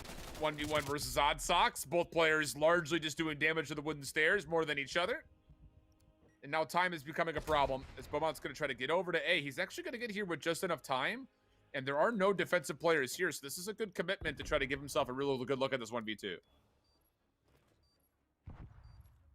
It is a good play overall here to get this bomb down. Again, it does add that second player, but you need to defend this bomb site. And unfortunately, in getting that trophy down, puts his gun away. I don't even think he actually sees Teflon there at the end anyway. So good round overall from TMA here. They do pull away from Farm Team, giving themselves a 2-round cushion. And again, guys, Farm Team already 1-0 up in this Search and Destroy series. If TMA end up winning this game, we'll see 2 consecutive best of 3 matchups going all the way to game 3. Looking good, looking great. Good stuff so far for both sides. Again, very tight affair here. Although TMA is taking a small advantage, and I say that selectively, just a small advantage. 2 rounds the difference.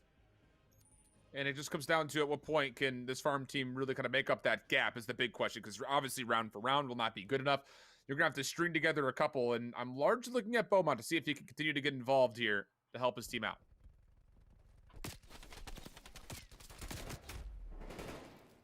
Well, first blood does go Beaumont's way. You talk about him being the player to open up this particular situation, looking for a number 2. Hey, Alan, just like that on cue, hey? Would you believe it? Right? Beaumont steps the heck up in this game. Oh, these shots through the wall, that's disgusting. Actually ends up getting the kill against Teflon on the outer edge of this office space. But we'll end up finishing things up there. And an important time for Beaumont to step up, really. You know, we 5-2, being 5-2 down in the game of Search and Destroy. It is incredibly hard to string back-to-back 4 Search and Destroy rounds, really, regardless of whatever setting you're playing in. Well, that's true. So we'll see if they can try to make those adjustments and work through this potential problem to try to get 2 rounds in a row. And Hendrix still with this QBZ. Long-range shots not advised versus Teflon, who's got a Krig. Also, I think saw Hendrix cross left to right there for a moment. Bomb does get planted at A. No defense here immediately. But the retake will be largely from the front. Irvon is playing through the middle of the plane, so he's got an opportunity to maybe try to pinch this play up. Look at Farm Team. Look how passive they're being. And as Irvon finds 1 kill, he'll be immediately traded. Hit from the front now on the way. Beaumont staying alive. He's found 3 kills in a row, by the way. Good stuff. Teflon going for the defuse. Beaumont finds a kill. Teflon gets off. has to try to make a play. He's got an MP5 in hand. First player up will fall. Second player at great range, and he's trying to stick for a defuse here, but Camp Sniper Pete is going to try to force him forward, and will get the elimination. That's 2 rounds in a row. We're tied again. And the thing is, Teflon could have stuck that defuse. Of course, you don't know that in this situation, but realistically speaking, I think it was only a few seconds away from the defuse, and I believe it was Beaumont who didn't actually challenge for the play. I'm not entirely sure who it was. There was a player sitting basically inside next to the crate, and they didn't challenge for it. So yeah, so Beaumont goes for this kill. I believe then he gets traded out by Teflon, and then the player who was there essentially did not challenge for the play. Teflon could have well stuck that defuse, and they would not have a clue that that would have happened. But of course, woulda, coulda, shoulda. It doesn't happen. TMA lose their 2-round advantage after 2 great rounds from Farm Team. Now let's see if Farm Team can string a 3rd round on the bounce.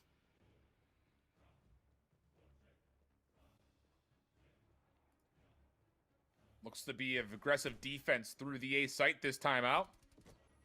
2 players stacked. The offensive teammate is close by Teflon. 1 Semtex, 2 kills. Oh boy. And now it's just down to Hendrix. He comes around the corner, does find the kill. That's the bomb carrier down. Little does he know. Oddsock's going to pick it up, try to make the play, and will find the elimination. TMA put themselves on map point. And would have to be 2 in a row for Farm Team to take this 2-0. Those we got 2 best of 3s going all the way to the map number 3. We do love Semtexes like that. Great explosion right off the start there for Teflon.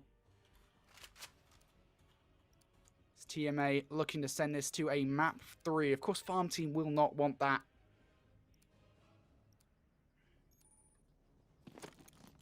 See whether or not they're able to prevent it. So they are the ones on the offense here. The playmakers in this particular situation. First 3 shots go in. Hendrix gets away. Of course, if anything, though, the information has been gained. This is a big one-on-one for Beaumont to win. Everyone gets away. The shots are shaky, but Beaumont pulls through. Now, surely going to try to get this bomb down. Teflon, how quickly does he react? He sent a Semtex out. That's at the very least going to tag Beaumont. The aggression coming in from Teflon. He's kind of stuck between a rock and a hard place here. You've got a player coming in from behind, looking for this kill. It's going to be Hendrix. Bomb now down. A 1 versus 3 for Oddsox.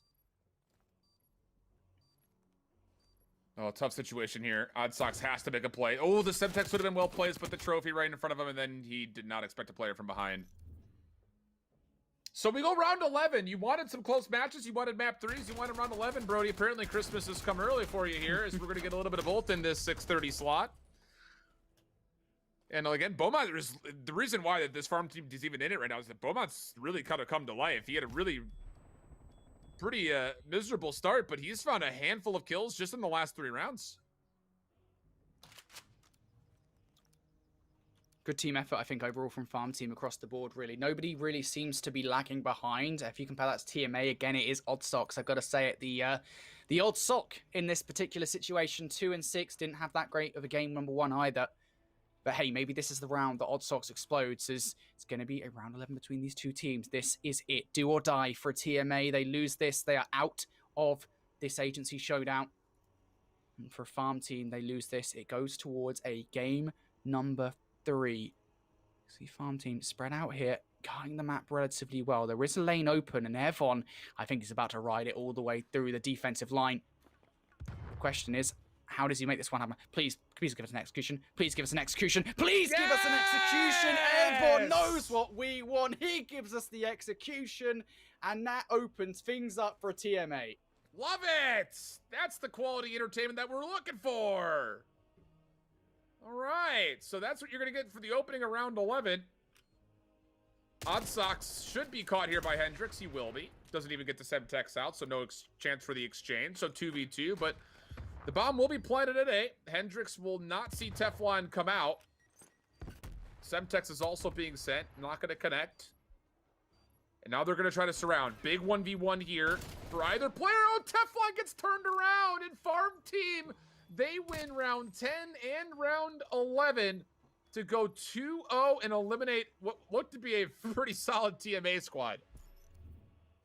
I'm disappointed. I'm really sad. I feel like when you get an execution like that, we're going to see it again here. Sorry, no, we're not going to get Hendrix getting this kill against Teflon. When you get an execution like that, I feel like you kind of deserve a win, but unfortunately, it's not to be. Farm Team have other ideas. We're not going to see a game 3 in this particular series as they do win out in round 11. Wow. Wow, wow, wow, wow, wow. Interesting things so far. Back and forth we go. This is map 3. It is going to be Miami between Flicka and Team UL. And this map is chaos in 3v3. Absolute chaos. We do love to see Miami, though, don't we? I actually really enjoy playing Search and Destroy on Miami. I have not enjoyed playing it, but I have enjoyed watching it. Yeah, I have enjoyed watching it, yeah. For sure. I feel like it's definitely evolved as a Search and Destroy map, and I think, ironically, even though it's one of the bigger maps in this game, it does actually provide us some real high-octane moments, specifically over towards that B-bomb site. Getting that bomb down is a real journey for any team, because you've got to make sure you get players outside of the top pink area, and, of course, the back alley. For Flicker, though, at least in this Search and Destroy game, as we jump into it, they seem to have had a pretty rough go of things. They now find themselves with their backs well and truly against the wall. 5-1 down in Search and Destroy. They're on offense, and you can see Skywalk with this nice 3-time scope on the XM4 will surely be able to counter Chet McSteel and Thinking One any second now. And there it is. Well, yeah, there it is. I was going to say, Chet McSteel gets taken down. His initial approach over to A completely quelled. And now Team UL just 2 kills away from putting this map away. And Skywalk has seen Thinking One. And again, this map is so large. I mean, 30 seconds is not going to feel like a lot of time, especially considering you have to wrap the bomb all the way through the hotel, back through the street, up and down the piano room, and then eventually onto the B site, in which Eclipse 6 is already there. Figure don't really have the numbers to make this one work, to be honest. As you say, Eclipse 6 has some control over the B bomb site. It's whether or not they really check it. That's going to be the question. Of course, theoretically speaking, if Superhot gets the right timing... Okay, I was going to say if Superhot gets the right timing, he'll be fine and Flicker can make this round work. But unfortunately, I think he's got the absolute wrong timing. You can see Eclipse 6 is going to go for it. There's not even enough time to plant the bomb. And Team UL end up taking this game 3, 6-1. A dominant performance there in map number 5. Yeah. Good stuff overall. So we got a map 3. It wasn't as exciting as we were hoping for. We got around 11. That one was pretty exciting. I'll say that much. And that leaves us with what? Only a couple of more matches I think we have to get through here this evening. We've kind of gone back and forth between one and the other. I don't know if we have a chance to check the schedule or the bracket to see where exactly we still have as far as the teams are concerned to finish off the evening. But it has been a pretty hotly contested day. A couple of blowouts, yeah, sure. But we have seen a couple of decent first round matches to be sure.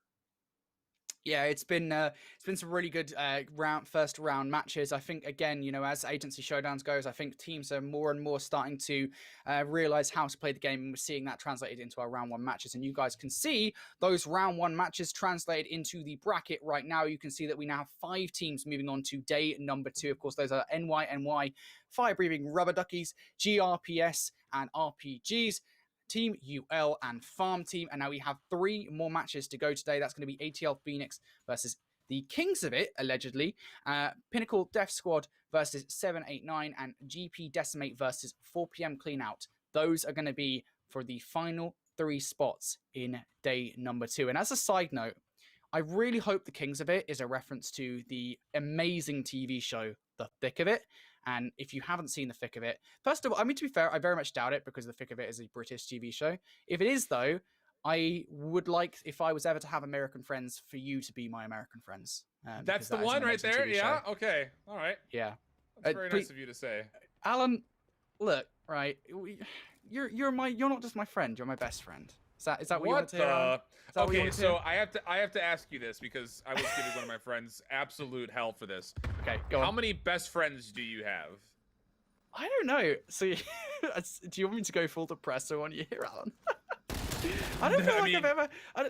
This is weird. I don't think I've ever had any best friends per se. Do you know what I mean? That's fair. No, that's fair. That's fair. That's the way I see it. I've always had like a group of friends, but I've never had like a best friend in that group. I've always been sort of just like floating around, however depressing that may sound. Okay, just, that's fair. Right. So what is the reason why I asked? And here? wait, I think I maybe brought this up last time we had this. We did the EU showcase.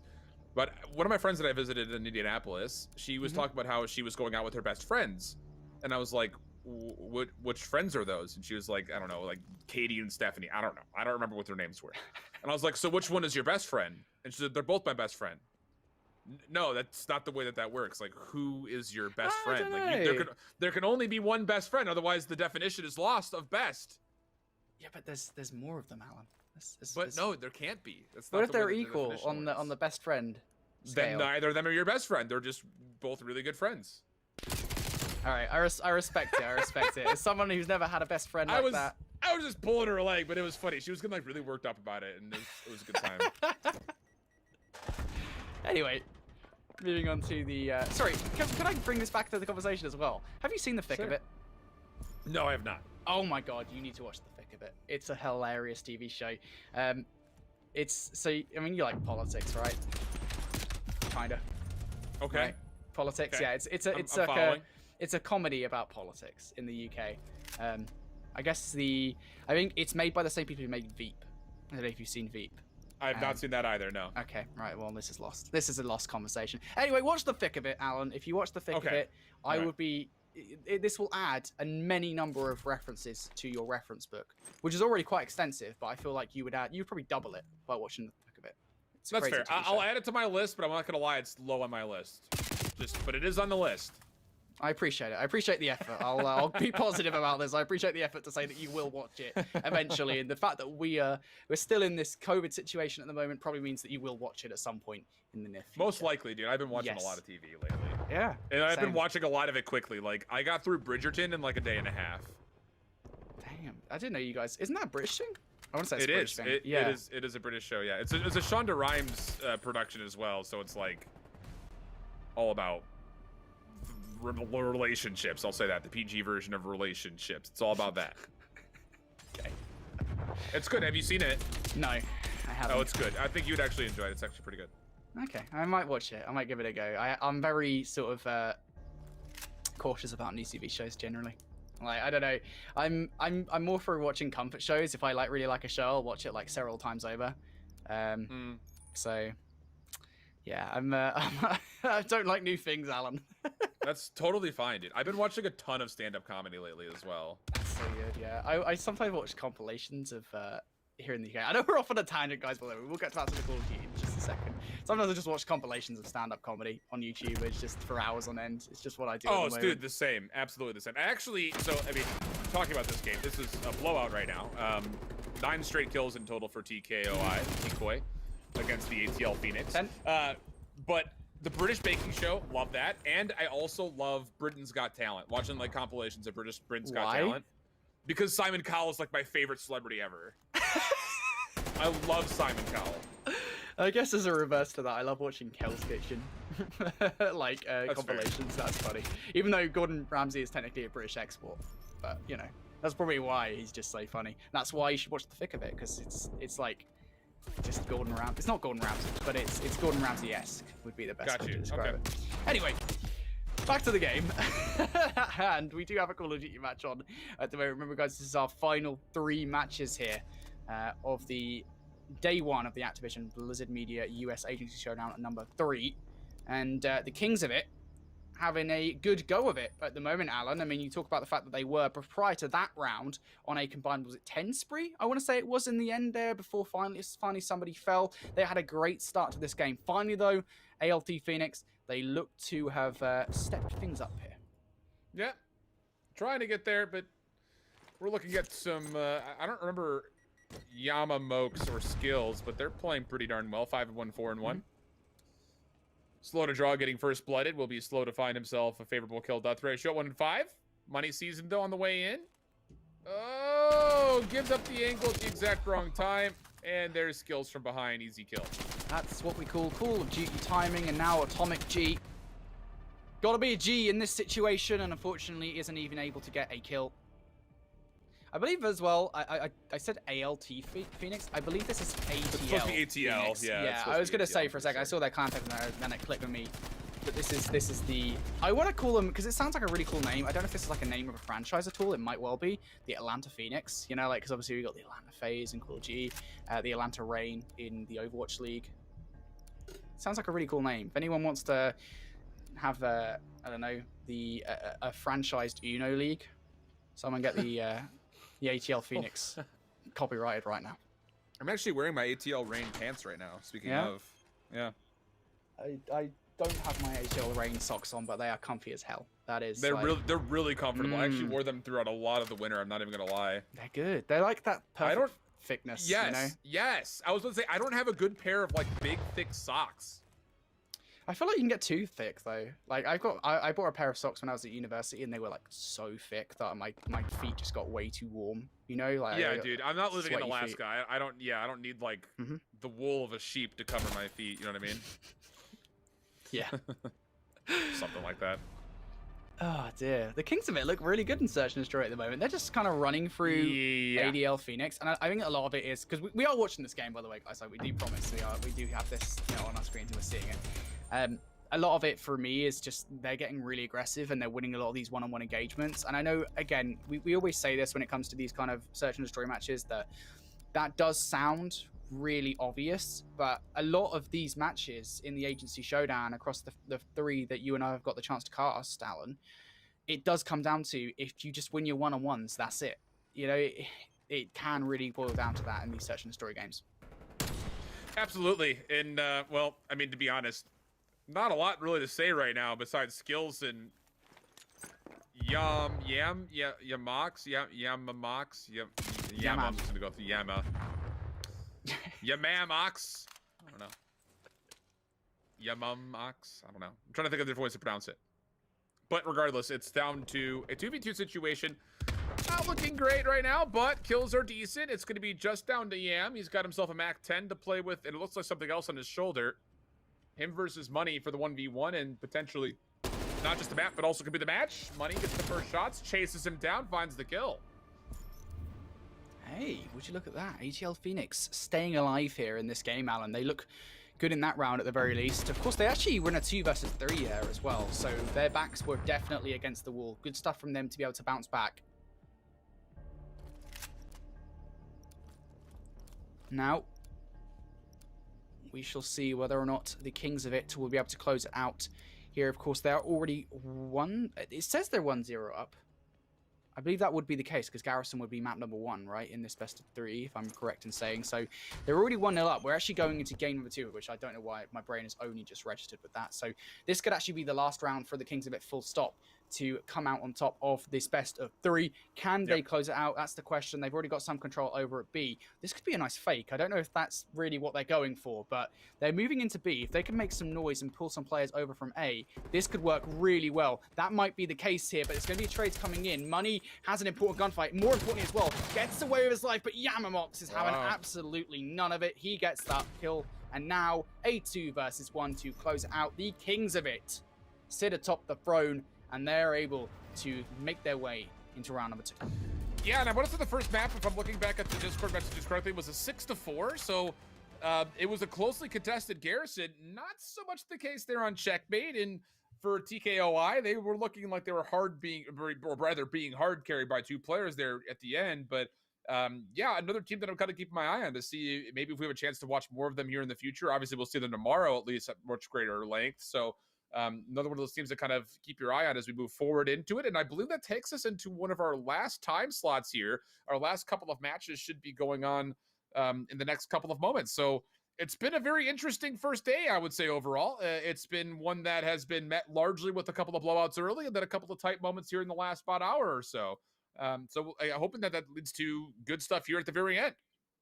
Yeah, for sure. We've got 2 more matches to go. Let's take a look at our bracket to show you guys how everything is breaking down. Then, as we said just before we got into that map of Search and Destroy, it's NYNY, Fire Breathing, Rubber Duckies, GRPS, and RPGs, Team UL, Farm Team, and now the Kings of it, the 6 teams that currently sit in round number 2. And we just have the 2 remaining matches to go. The Pinnacle Death Squad versus 789 and GP Decimate versus 4PM Cleanout. So those are our last 2 matches to get through before we have all of the teams that will be playing in day number 2, Alan. I'm actually really interested for the NYNY Fire Breathing Rubber Duckies matchup because both teams looked really good in their opening matches. And that will be our first matchup on stream tomorrow starting at 6 o'clock p.m. Eastern time. So you're not going to want to miss that one. Definitely be ready to go and make sure you're subscribing along with the YouTube channel to know when exactly this stream does go live because that first matchup is going to be a really tight one, I feel like. And then on the other side of things, I'm actually pretty excited to see Farm Team and TKOI as well, because both teams also looked pretty darn good in the subtle instances we had a chance to watch them play here near the last couple of hours.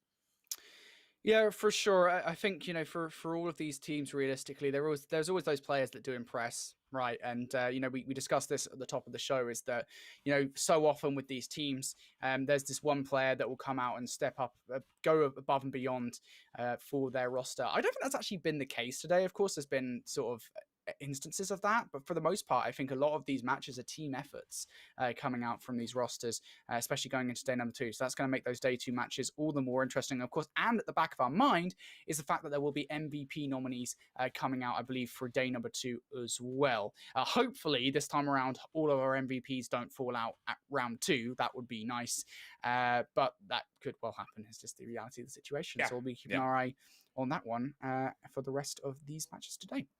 Yeah, it's going to be interesting, I think, just once we get everything started. I think we're just waiting in the lobbies to officially get going, as we were kind of playing a little bit of catch-up with a couple of lobby issues before, but now we're starting to make our way in. I just realized my camera is, like, really yellow for some reason. Yeah, I was going to say, I didn't have to sort of slide that into conversation that you've gone really, like, you've risen the sepia on your camera. I don't know what's going on with you right now. You're in the 1950s.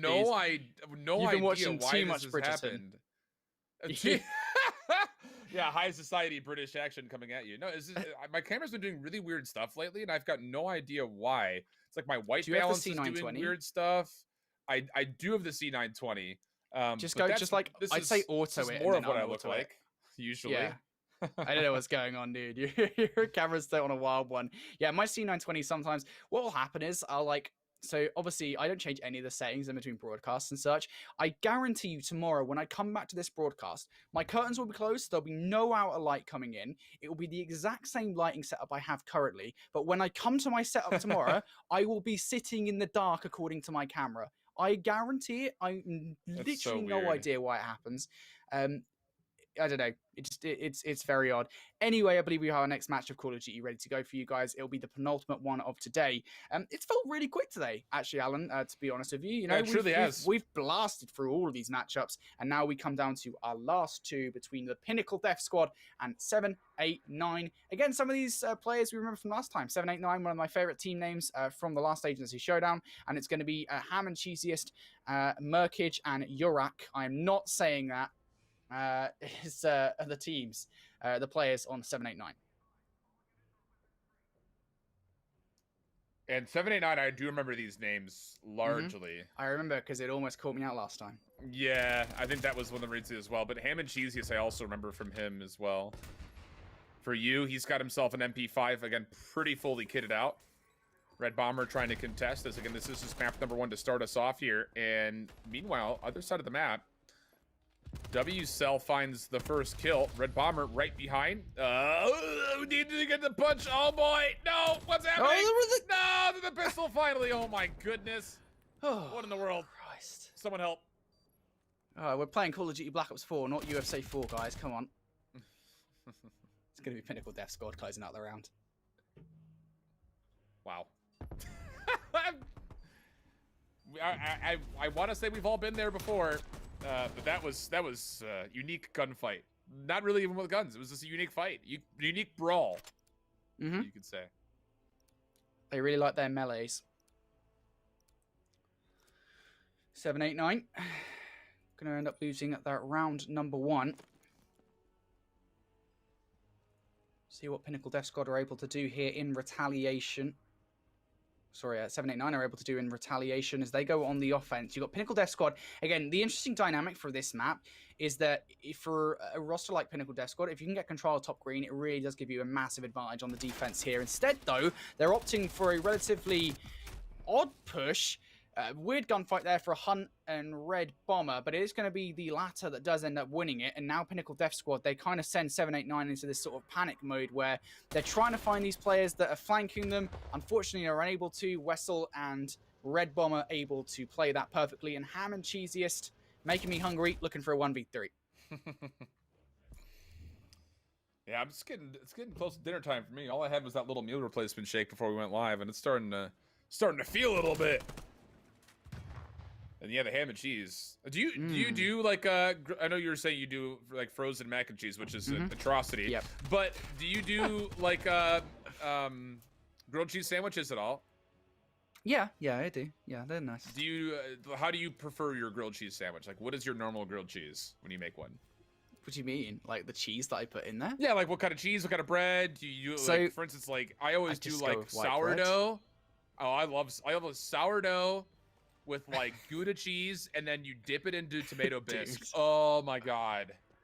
You have thought this through way too quickly. I mean, Oh, dude, like... I feel like I could push myself as being like a grilled cheese connoisseur, dude. I love me some good grilled cheese. Dude, I gotta get you to make me some grilled cheese sandwiches Down, whenever dude. I love making make my way over to America at some point. Sounds like you guys have got that down to a T.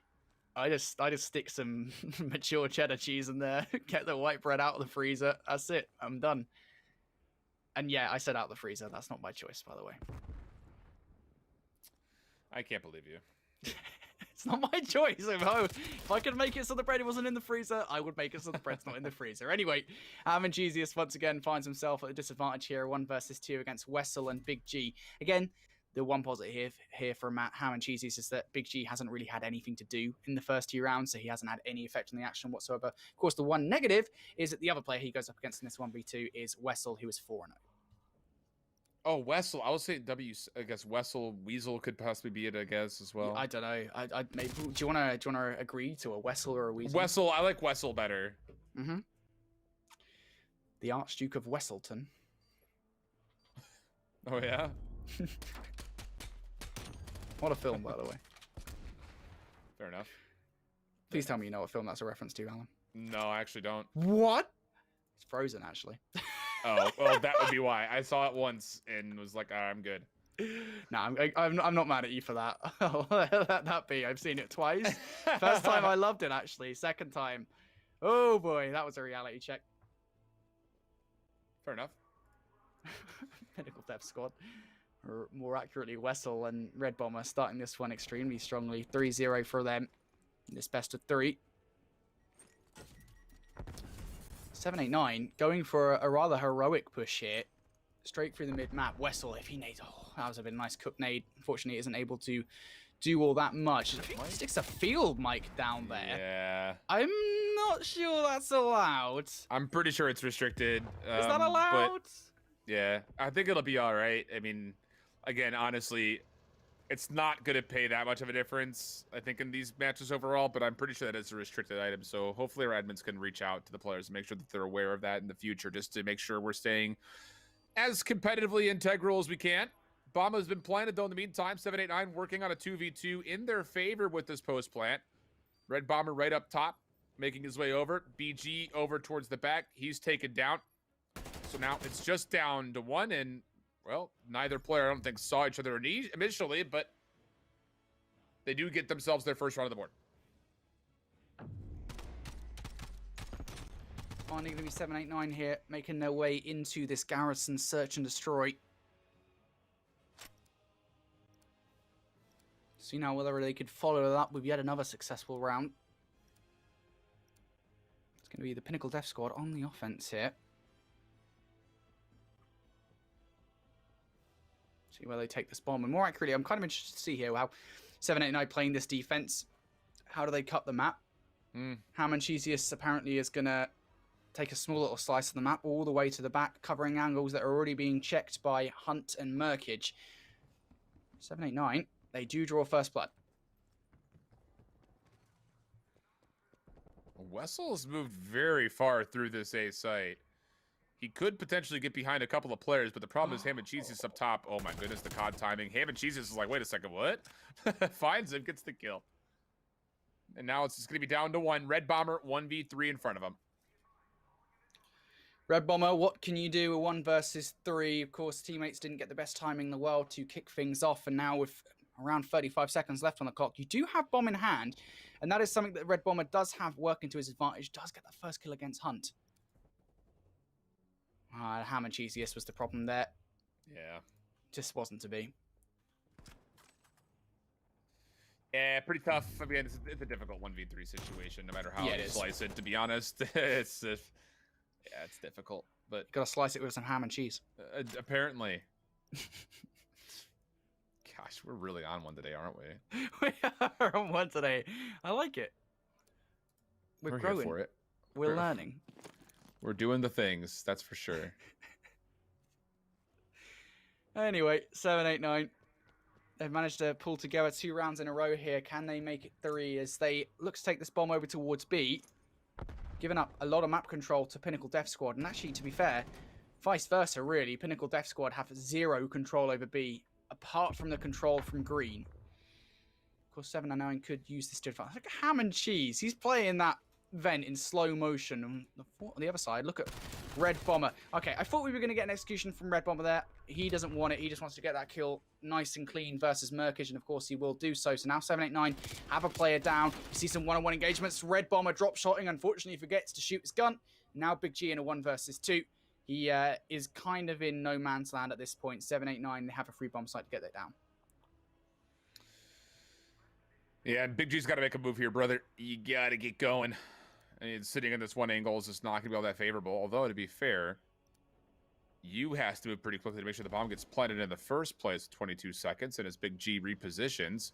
Oh gosh, please don't give us this. First time that we'll have no bomb plant.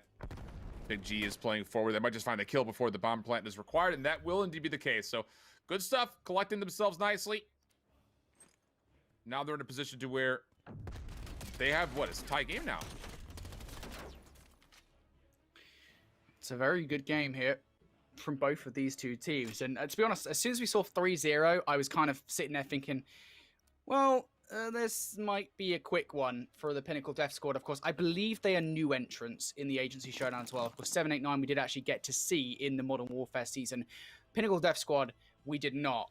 And I thought it was going to be, hey, well, this is their introduction. They look pretty good here, Alan. But 7-8-9 have done a really good job at a resurgence. They look a lot more comfortable now. And now I'm not even really sure who is the better squad of the two. I guess we will find out as this search and destroy continues. Round number 7 we go. And ring around the rosy for Red Bomber. Tries to outplay Merkiz, but Merkiz is having none of it. He's able to pick up that first blood. And now for Wessel and Big G. It's a case of trying to work with a disadvantage. It's going to be Wessel who falls. Big G now left up a 1 versus 3. Should surely be sniffed out by Ham and Cheesies any second. Oh, he does get away. I'll say you had a nade out, so maybe... Oh, wait a second. Again. Guys, if you have a Semtex, stay clear of the blast zone. That wasn't a Semtex. I'm pretty sure that was a frag grenade. I'm pretty sure I'm pretty sure he just didn't cook it. All right, I want to see it. We're not going to see it. It's going to be Merkic here with the play. The Merkic, Leon versus Red Bomber. What is it with these throwables, man? Oh, no. That's too funny, man. Hey, it could always be worse, right? Everyone could always have a much worse position. You could always win a 1 versus 3 and then forget to get the defuse. That's happened before. That's very true.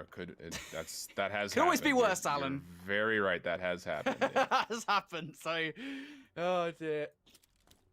A miscooked nade is probably not the worst thing that could possibly happen to you. Anyway, Pinnacle Death Squad going to start this one strongly. Apparently, wait.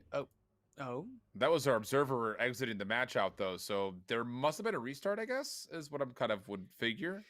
Maybe someone's getting forfeited for that field mic. Maybe. I don't know. I'm just kidding. I've got absolutely no clue why the game. Could you imagine it's just like, you used a field mic. You're getting forfeited. Unlucky, buddy. See you later. Yeah, we don't know why the game was ended. I'll try and figure out very quickly why that is the case. However, I believe... oh, hang on. I don't see anything in any of our chats saying... I'm seeing the bracket in the bracket chat. But I don't know if that's from anybody on the teams. Okay. Oh, okay, right. So we've got confirmation from our team that basically the field mics were dropped down. Apparently they were given a warning not to use the field mics anymore, and because they did, they have been forfeited for map number 1, I believe. I'm not sure if it's going to be the case that they are forfeited 2 rounds. For the entire series. Yeah, they forfeit for the rounds that they used them. So okay. Oh, okay. So they end up losing that one 6-1 in the end. So no more field mics, guys. They are a banned item. stop using them. Is the bottom line. Stop it. To be fair, this is a general suggestion actually, because what the settings are being used here are essentially the exact same settings as the CDL. You could just stick CDL search and destroy on. I don't believe you'd actually be able to use the field mic anyway. I'm not sure if that's something that they could potentially change in terms of the settings, but yeah, if you host up the lobby with CDL search and destroy settings, you would be unable to use a lot of the restrictions which are currently banned here in this tournament, because I think they line up pretty much perfectly with the CDL. Anyway, so that game one does go the way of their opposition. Unfortunately for Pinnacle Death Squad, they end up losing to 7-8-9. I believe we have a draw here as well early on between GP Decimate and 4 PM Cleanout. We'll figure out what the issue was there. A few players were idle. So yeah, that's going to be our current situation. Of course, I believe game number 2 between Pinnacle Death Squad and 7-8-9 will also be starting up very, very soon. Anyway,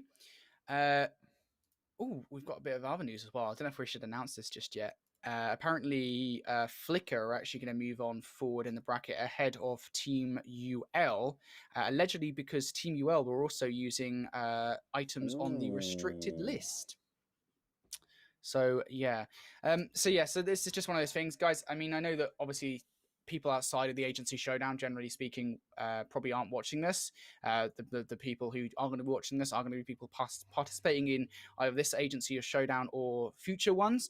If you use a restricted item, you're going to lose a match. That's the bottom line. You're going to lose a match. So read the list of restricted items. Don't use anything that's restricted. I know that some of these items are extremely powerful, and they can tip a match in your favor, but just don't, feel the temptation to use it.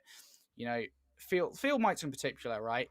They're one of those things where it's so annoying to get killed by a field mic, or not killed by a field mic, by playing using a field mic, when like you're like, oh, you can push through an area if you think you're safe, and then of course they've heard you using the field mic. It is a very powerful piece of equipment, and that is why it's restricted in this tournament. So we currently have our games ready to go, I believe, very, very soon. But it's been an interesting day of Call of Duty, that's for sure, Alan.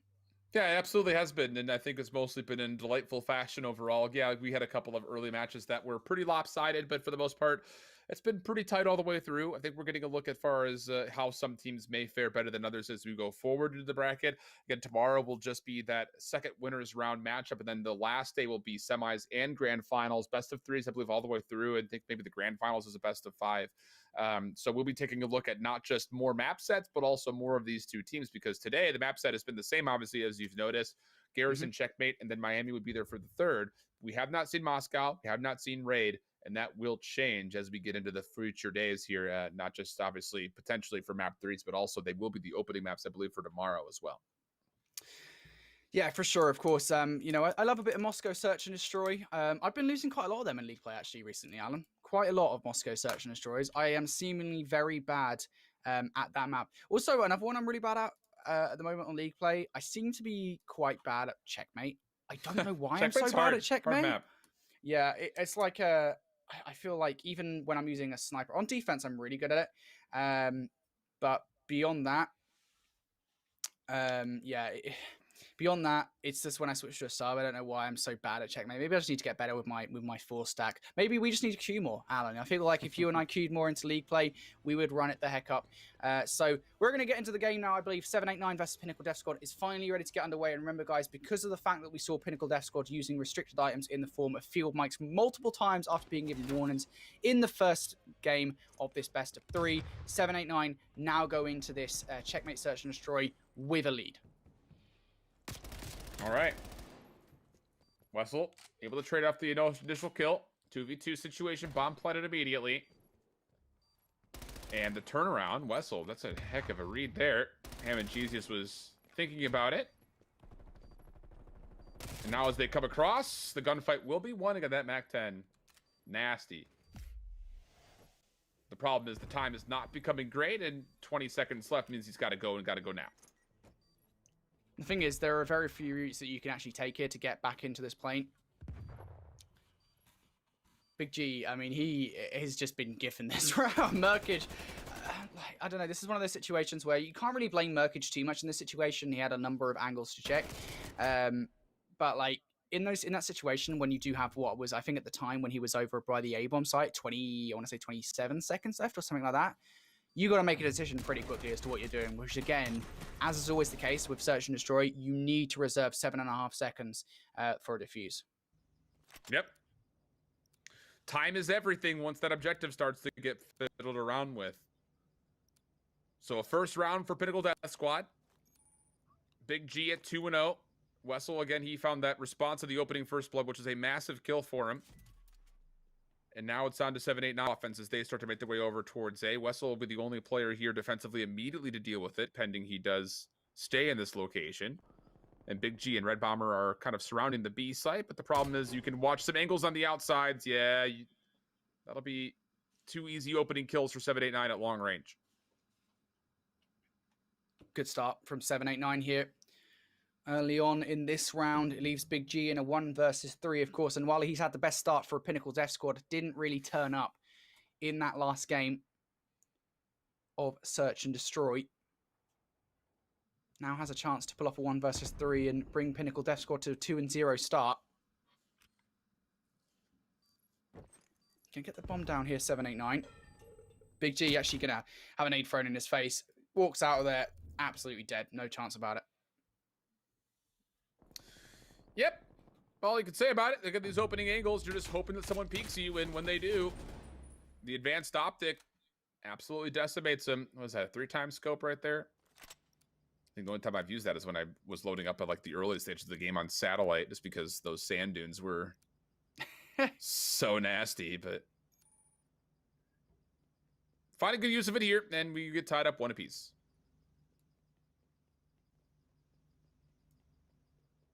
Close game of Search and Destroy in the first 2 rounds. These 2 teams battling it out, and now 7-8-9 on the defense. If they could deal with Red Bomber under this plane, this would be huge. Of course, on the flip side, if Red Bomber can make a play happen, okay, I was going to say if he can make a play happen, that will really open the round for a Pinnacle Death Squad, but Merkich has other ideas, able to pick up that first blood. It leaves Big G now last alive as a well-placed nade from Hunt takes down Wessel. What can Big G do? Again, I'd love seeing these players just slowly snake their way to an area of the map. It's so funny just seeing it. But it is going to be 7-8-9 with a flawless round of Search and Destroy. Very clean. Barely even shots missed, really. Kind of felt like. So again, just as a reminder, again, the restricted items list did come into play here for the first map, but right now, 7-8-9 with a couple rounds in a row, still looking like the better overall team. And, well, that would have to be what? They'd have to go to Miami to take this match in full. After that first map kind of was, I won't say forfeited, but they did forfeit a couple of rounds. That was the difference maker in it.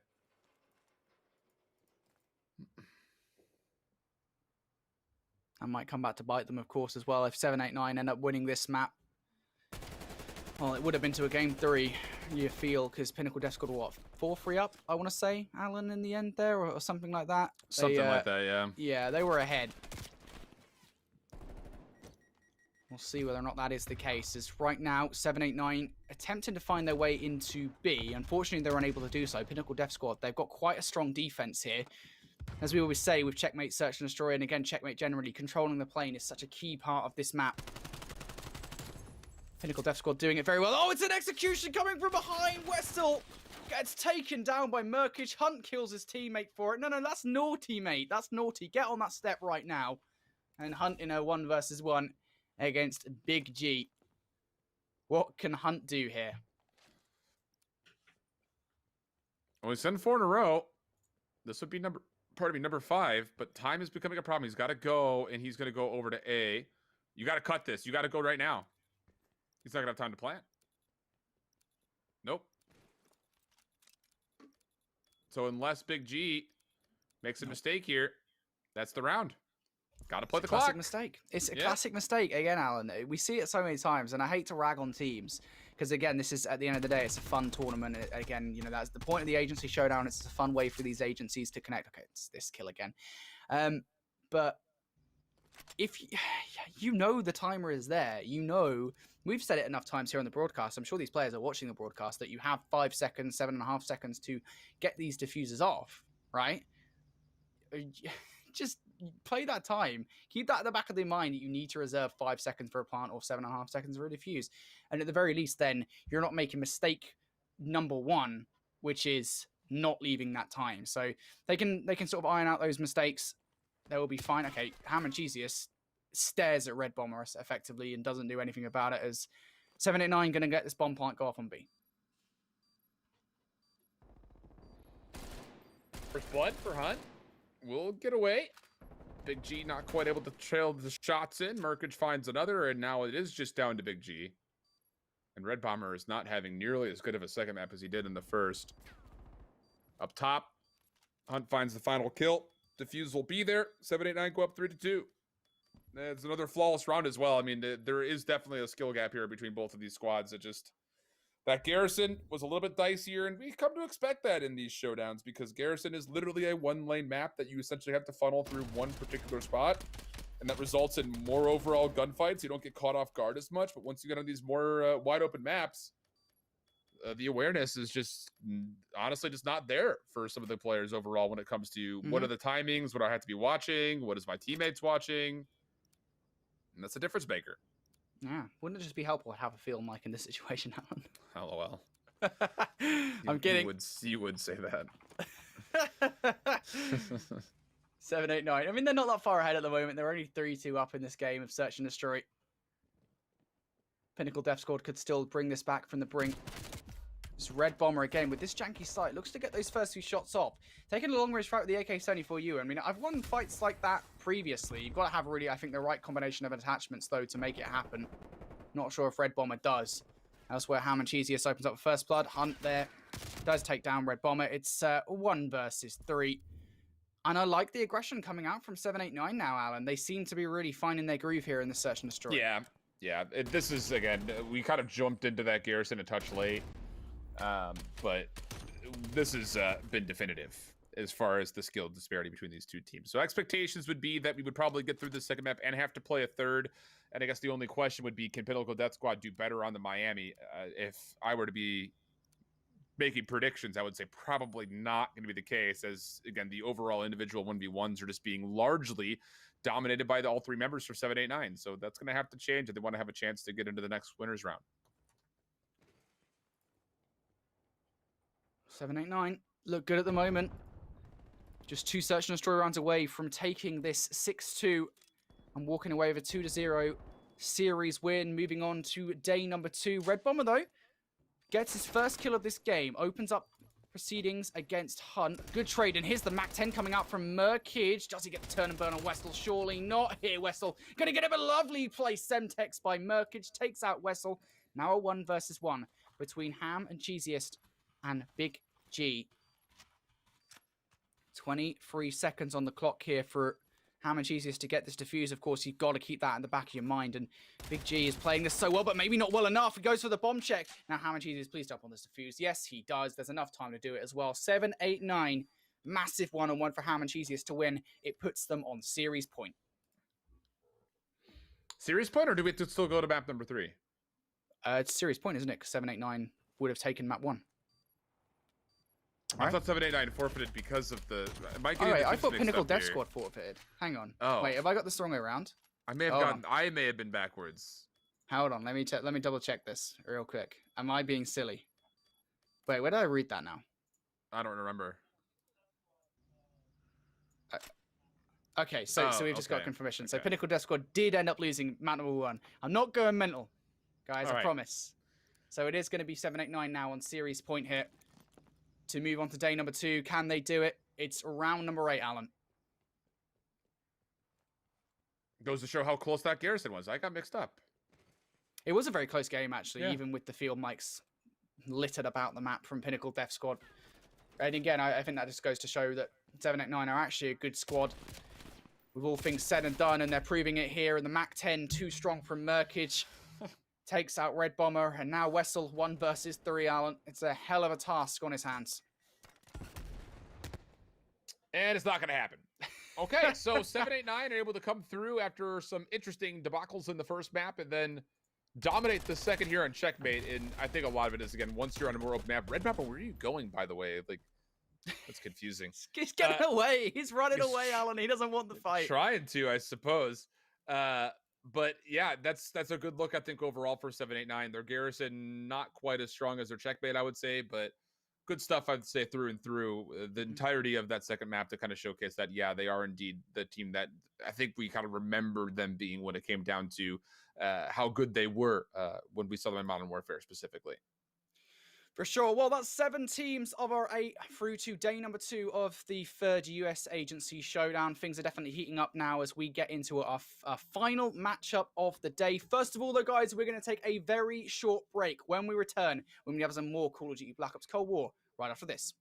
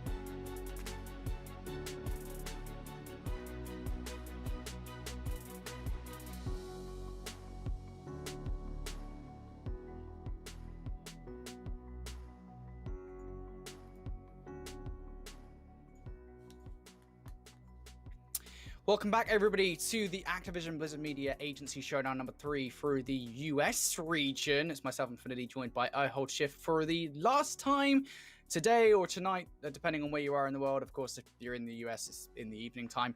And it's been a fun day of casting with you, Alan. However, I'm afraid to say that that's it, because the team has been disqualified for the last match because they couldn't play TV3.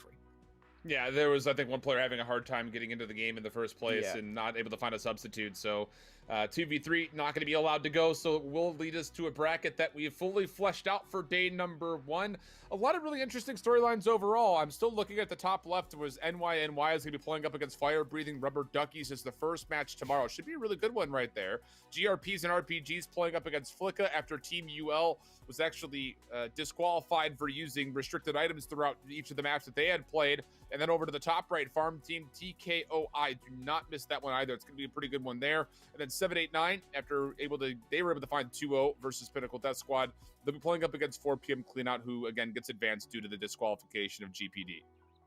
And let's take a look how that translates to tomorrow's schedule. Of course, you guys get to see how today's games went out, but tomorrow we start at 6 PM Eastern Time with NYNY versus Fire Breathing Rubber Duckies, followed by 6:30 PM's matchup of GRPs and RPGs versus Flicker, followed by Farm Team versus TKOI at 7 PM Eastern. And then, of course, our final match of the evening will be 7:30 PM Eastern with 789 versus 4 PM Cleanout. A lot of numbers there to be said, Alan, and it's going to be a great round of matches tomorrow as we figure out which teams will be making it into the final day of the third agency showdown.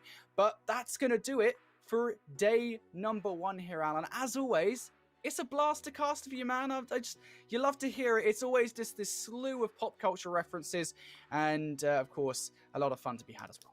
Indeed the case. Well, we'll see you guys all tomorrow. And again, we'll have a lot of good matchups before we get to those semis and finals on day number 3. So I'm looking forward to it. Absolutely. We'll see you guys tomorrow. Thank you to everyone for tuning in for day number 1 of the Activision Blizzard Media Agency Showdown number 3. We'll see you tomorrow.